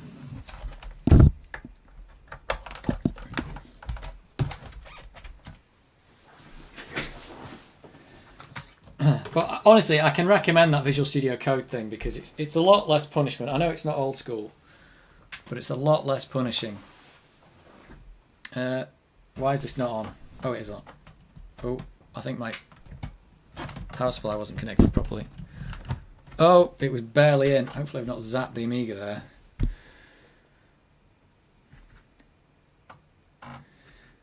It kind of blows my mind that the older twins going all meta writing software to allow them to make software faster, easier. Well, that's what a lot of software development is, really. A lot of software development is just writing software that allows you to write the software quicker. That's really all it is. There's a lot of that. A lot of the time and effort is put into that. Like, the first thing you need if you're making a game, really, is you need some kind of... well, nowadays anyway, you might have an editor. So an editor allows you to like put graphics in. Like back in the day, maybe you just used Deluxe Paint, but Deluxe Paint's just a piece of software written in some other piece of software that allows you to make pictures that can be put into another piece of software. So the first thing you might write is maybe a level editor or something like that. Again, back in the day, maybe you didn't have one. Maybe you just built it into the game, stuff like that. But you were always writing software to do the software. And 50% of the code you write in a game nowadays is just debugging code and editing code and code to find out what the code's doing. It's mostly that kind of thing anyway. Right, actually I do need to put a disk in this just to get this shut up. Come on, Amiga, shut up. And if you do want to get into the Amiga programming, and I still haven't got around to reading much of this. I've read it a bit before, but there's that. There you go. That's like it's like an updated version of the Amiga hardware manual that covers AGA as well. So, yeah, Bare Metal Amiga Programming. It's one of these print-on-demand books from Amazon, and it's quite good. It covers everything about the Amiga, like everything, and includes AGA, which the hardware reference manual doesn't. How to do a copper list, how to do line drawing, how the blitter works, and it's got all the examples are in machine code. And again, the machine code... you can kind of read it. It's not really that hard. There's add Q, which is add quick. There's and, which is and. There's B and E, branch on not equal. There's sub Q, which is subtract quick. There you go. So it's not that hard. There's move, which just takes a value from one register and puts it in another. There's or. It's most of the time you're doing move, add, and branch. It's just like there's not that much to it. You just get faster at it. I'd be slow at it if I did it now, because every single one would be like, what's the deal with this move? Add quick, when can I do quick and when can't I do quick and all that kind of stuff. And you might call them APIs these days. What was that? You might call APIs these days. Are you talking about the software layers? Yeah. But they're generally, it's a bit annoying because quite often the software layer can be pretty bad, or it's just not as optimized for getting at the hardware. So that's why stuff's just slower. And like when they went from DirectX 11 to Vulkan or whatever, and they got like a 20% improvement, that was just because the hardware didn't change. It was just the software layer wasn't very good, and when they changed it out, they got more performance.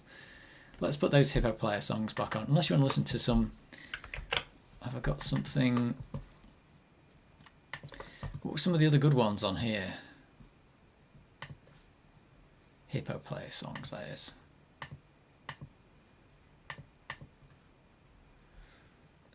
There's Space Debris, that was good. There's Blood Money. Ghouls and Ghosts, that's a good one. Oh, wait, how do I add just... Hold down Shift. Yes. Xenon 2. I'm not going to put Xenon 2 on. Let's add those two. Let's add the new stuff that I got today. There we go. Ghouls and Ghosts is a terrible game on them. Well, it's not terrible, it's a bad game on the Amiga, but it's got good music.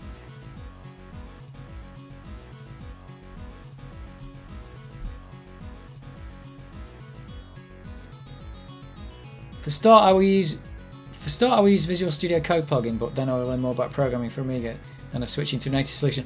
The thing is, though, what you've got to realise about the programming is you will learn just as much about the Amiga itself using that Visual Studio Code in C as you would if you did it in native machine code, because the actual hardware and what you're learning to do is no different. So if you're learning to build a copy list and how to get it to do stuff, that's going to be the same in C as it is in machine language. All you're doing is changing how you write the code. So that's why I think that that Visual Studio Code thing's quite a good thing, because you still got to do all the things you did before, except you just, if you're familiar with C, it's quite good. So yeah, and if you did it in machine code, you're going to have to do it in machine code, and it's going to be the same, but it might just be harder because you've got to work around machine code maybe. But essentially, you're learning how to program the machine. And the language itself doesn't matter as much as you think. The only reason people did it in machine code back in the day, like I said, was to get like the fully optimized code that you needed, because every cycle that you used on every instruction counted. So you didn't want to go through a C compiler because it would write extra instructions that you didn't need. But nowadays they don't do that. Like a modern one that you use in that Visual Studio Code isn't going to do that. It will probably write better machine code than you can write machine code.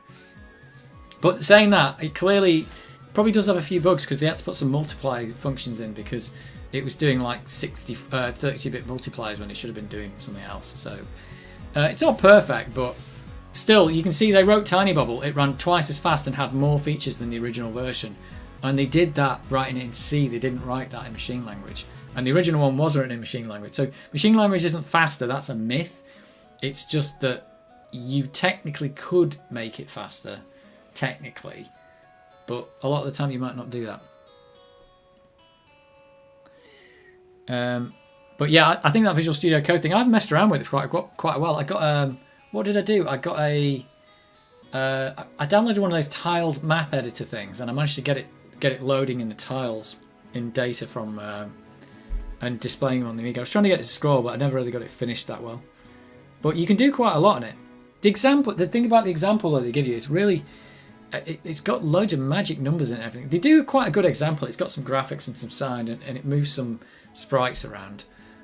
So it does get you going, but it's not very. It's written like in a really weird style, I would say. I ended up like rewriting parts of it just to understand it. But it's good.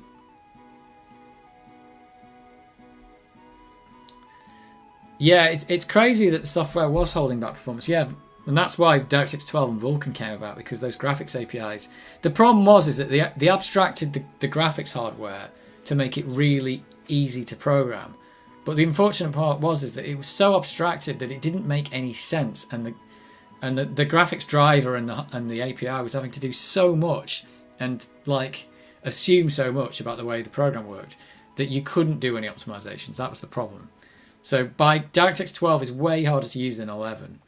But it gives you so much more control over what you can do, like when you can do things, and you can do multi-threaded stuff and all this kind of thing, which you just can't do with the old. Now, the old API is great if you just want to draw some stuff on the screen, but the new one's just way worse for that.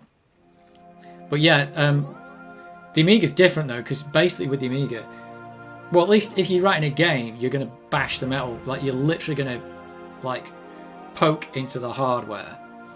Because it's weird, there's like registers in there where you poke them and it starts the blitter going and stuff like that. So like, it's really crazy what you do. But you actually, it gets well optimized because you actually are literally talking to the hardware directly. But that's also why it's hard, because say for instance you want to load a disk Well, if you've taken over the system and you're not using the operating system, you've got to write your own disk loader. So there's stuff like that you've just got to do. And that's why a lot of the games don't work, because they wrote their own disk loader and they did it wrong. So that's unfortunate. Now, if you're doing stuff in Workbench, you can access all the libraries to do that. But of course, that's going to be slower because you're going through the API. So, as someone who prefers to avoid Microsoft stuff, generally speaking, I have to concede that VS Code is probably the best thing right now for doing any dev. VS Code is really good. Yeah, it's actually been written really well, and I would suggest that it might end up being a replacement for Visual Studio, but Visual Studio is aging. It's really aging and showing it's really getting a bit crusty. Like I said, it's still a 32-bit program. They haven't even upgraded it. The compiler's good. It's just the actual development environment's just pretty awful. And Visual Studio Code's like trying to get around that, specifically with the speed of the program itself. Like this, Visual Studio's like pauses all the time and does weird things. But Visual Studio Code's like just loading stuff when it's needed, and being a really fast. It's just a text editor, so it should be good. But being able to make those plugins is what's made that Amiga dev thing possible, really. But yeah, it's quite cool.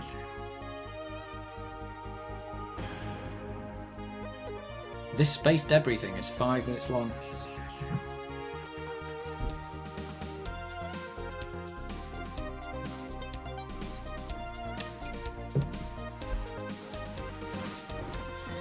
But yeah, I could recommend it. I mean, what I'd say is try Visual Studio Code, and then with that plugin, and see how long it takes you to get some stuff on the screen and changing it, and then try the same thing in DevPack.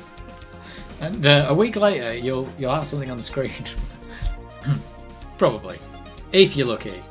And I'm not trying to put you off it, but the thing is though, any homebrew stuff and any games that you're seeing nowadays on the C64 or on the Amiga are not being written on the C64 or the Amiga. They're just not. And that's why the games are better now than they were before. All these C64 homebrew games that are coming out look amazing. And it's because they're all being built on the PC, where they're taking advantage of all the speed.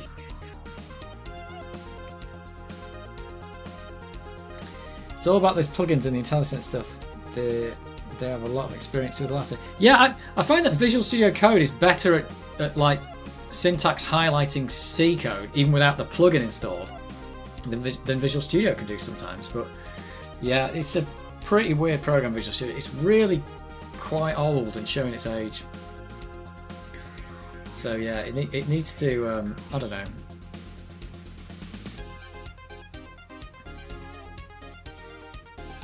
But the plugins part of Visual Studio Code is what's making it like really cool for people, and being able to have like a whole Amiga development environment there is really good.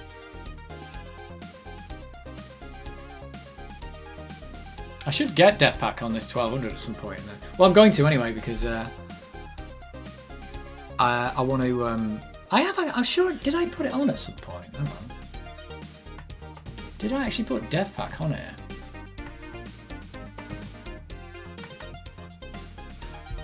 Have I got DevPack? No. I don't think so. I'm sure I've tried it though. I'm sure I tried it at one point.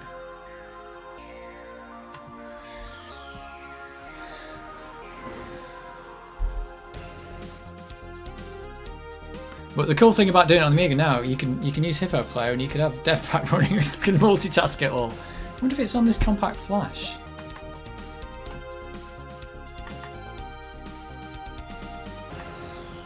I don't think it's on it. I'm sure I had it. No.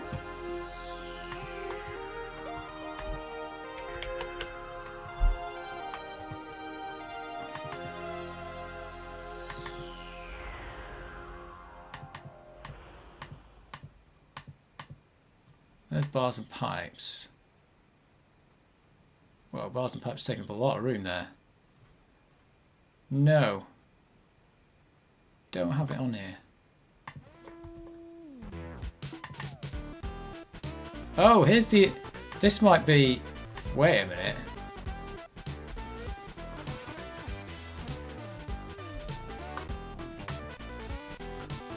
So I've got Amiga format 62 and Amiga format 71 cover discs. So let me show you. I think I put these on here because these... Is that going to be the one? What is on here? I can mount that, can't I? Is this going to be the one? DF0 uninitialized? What?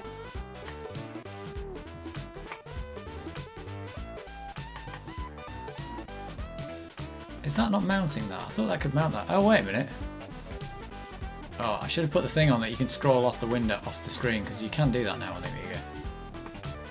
Amiga format 71. That's that one, isn't it? This one. Cannot mount the disc. It would likely... Disc contents would likely crash the Amiga. Okay. What is this one? Oh, this might be bars and pipes on this one. Oh, I have no idea. Anyway, I think that Amiga format 62 might be the one that's got... I think it came with DevPack. It was like an older version of DevPack, but it came with it. But you can probably get DevPack from somewhere. But if not, Amiga format 62 had it on the cover disc. But this one, I don't know why I've got this one on here. That's probably, like I said, a bars and pipes thing. Because they gave away bars and pipes as well, which is pretty cool. An older version of bars and pipes. They had some pretty cool stuff on the cover discs on magazines sometimes.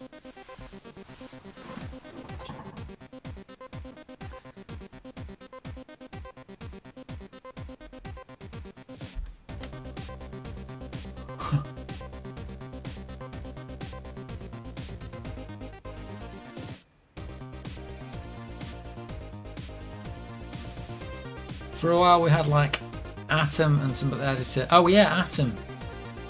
I think Visual Studio Code's maybe based on Atom. Or like the idea of it's based on it.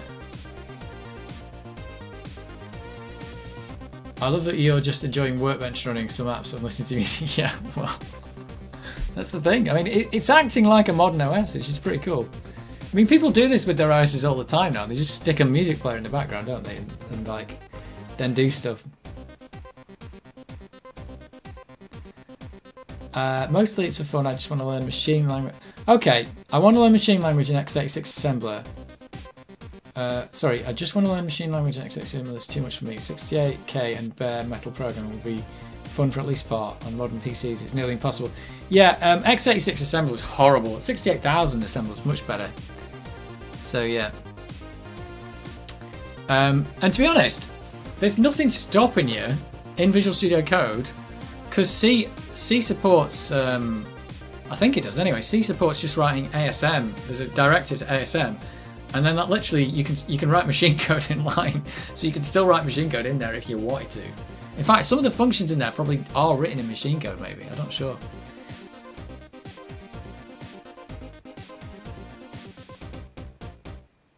Yeah, because of all the OSs and APIs. Yeah, that's a thing nowadays, isn't it? It's all like, you see these videos, it's like, get these 10,000 APIs out and do this stuff. It's like, oh no. But a lot of the videos I'm doing when I'm doing the programming stuff on my other channel is, I'm just trying to do really simple stuff.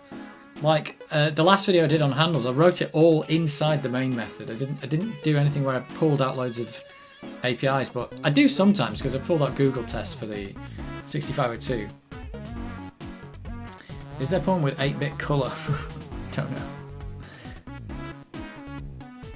know. Maybe before that I would buy C64 and learn 6502 machine language for a start and 68.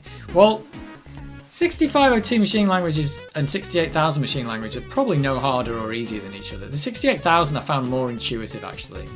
You got to remember 6502 is harder because you've only got 3 registers, that's one thing. And you've got this weird concept. You've only got 3 registers, but you've got the weird concept of the 0 page, which kind of acts like registers. So the 0 page is just the first 256 bytes of RAM, and they can get treated differently by the 6502, where you can do quite fast operations and some things in there. But you've only got 3 registers, so be aware of that. Whereas you've got like 15 to work with in the 68,000. But 3 registers is quite limiting, and some of the instructions can only use certain registers. So that's where it gets, a little more tricky. Like you do a loop, you have to put the loop in the X register or something.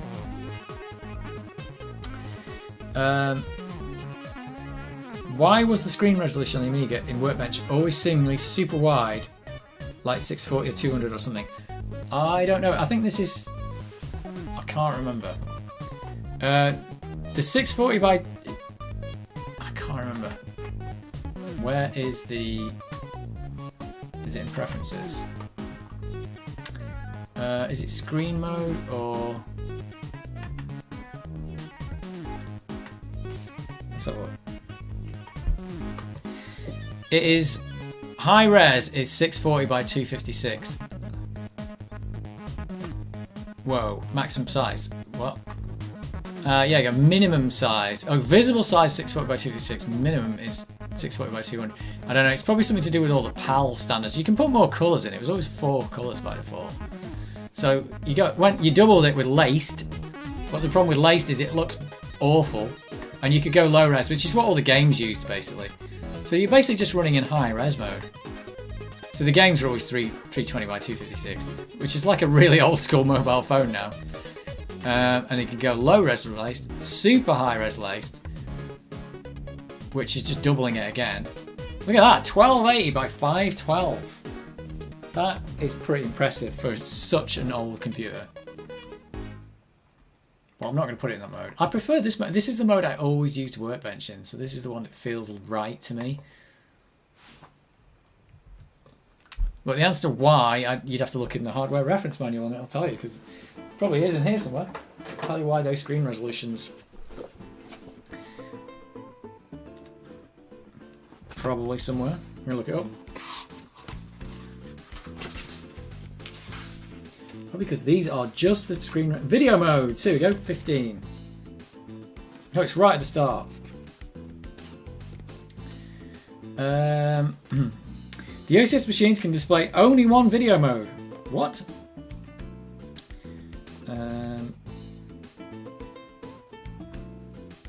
So not only could European systems now produce NTSC, so it's saying this changed with the introduction of ECS. Not only could European systems now produce NTSC signal and US systems on a PAL signal, the Amiga could now also support video modes like 640 by 480 productivity mode, which is VGA compatible. To support this new functionality, ECS introduced a number of registers to deal with video timing. This functionality is used via the screen mode press program, that's what I just did, and in conjunction with the monitor files present in the monitor folders. It allows users to select resolutions and signals supported by the actual monitor used with their Amiga. The only two modes that can be safely assumed to work are PAL and NTSC. These are the two only modes that OCS systems support. As a result, games and demos directly use the hardware will either use PAL or NTSC or try to detect which one is appropriate. Since this book is about directly using the hardware, it will concentrate on the PAL/NTSC and ignore the other modes. So OCS was quite limited, basically, that's what they're saying. But this is not OCS, this is like AGA. ECS was even better, I reckon. Did he beat Parasol Stars? No, I got to the third world. I did not beat it.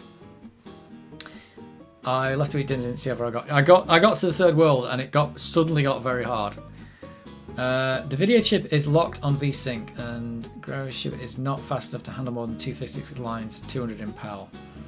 Or vice versa, yeah. Double PAL used weird sync and not much monitor supported it. Yeah, the high-res lace mode is terrible though. But that Bare Metal Amiga programming book says it just deals with the PAL and NTSC modes and that's it. But yeah, that's just what the video chip could do, so that's what it did.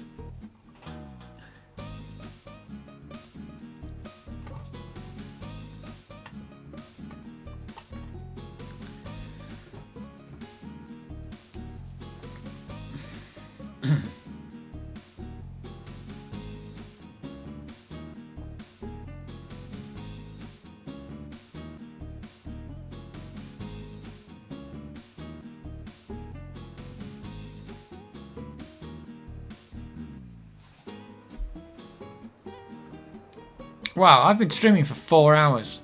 I am about to stop. I've dropped 89 frames.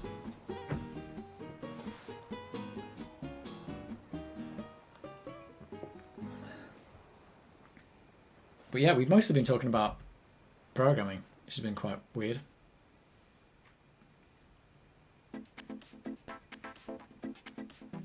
And listening to Hippo Player.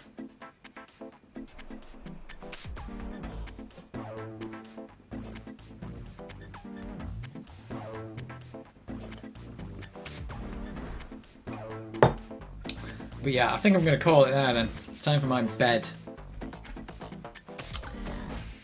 I cannot copy and paste a clip at the end of a video to finish it. Sorry. Gotta catch it again. Yeah.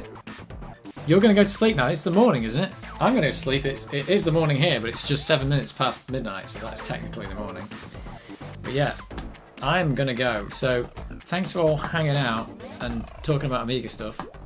It's funny, I do these 664 and Amiga streams and I get different people in different ones. It's weird. But yeah.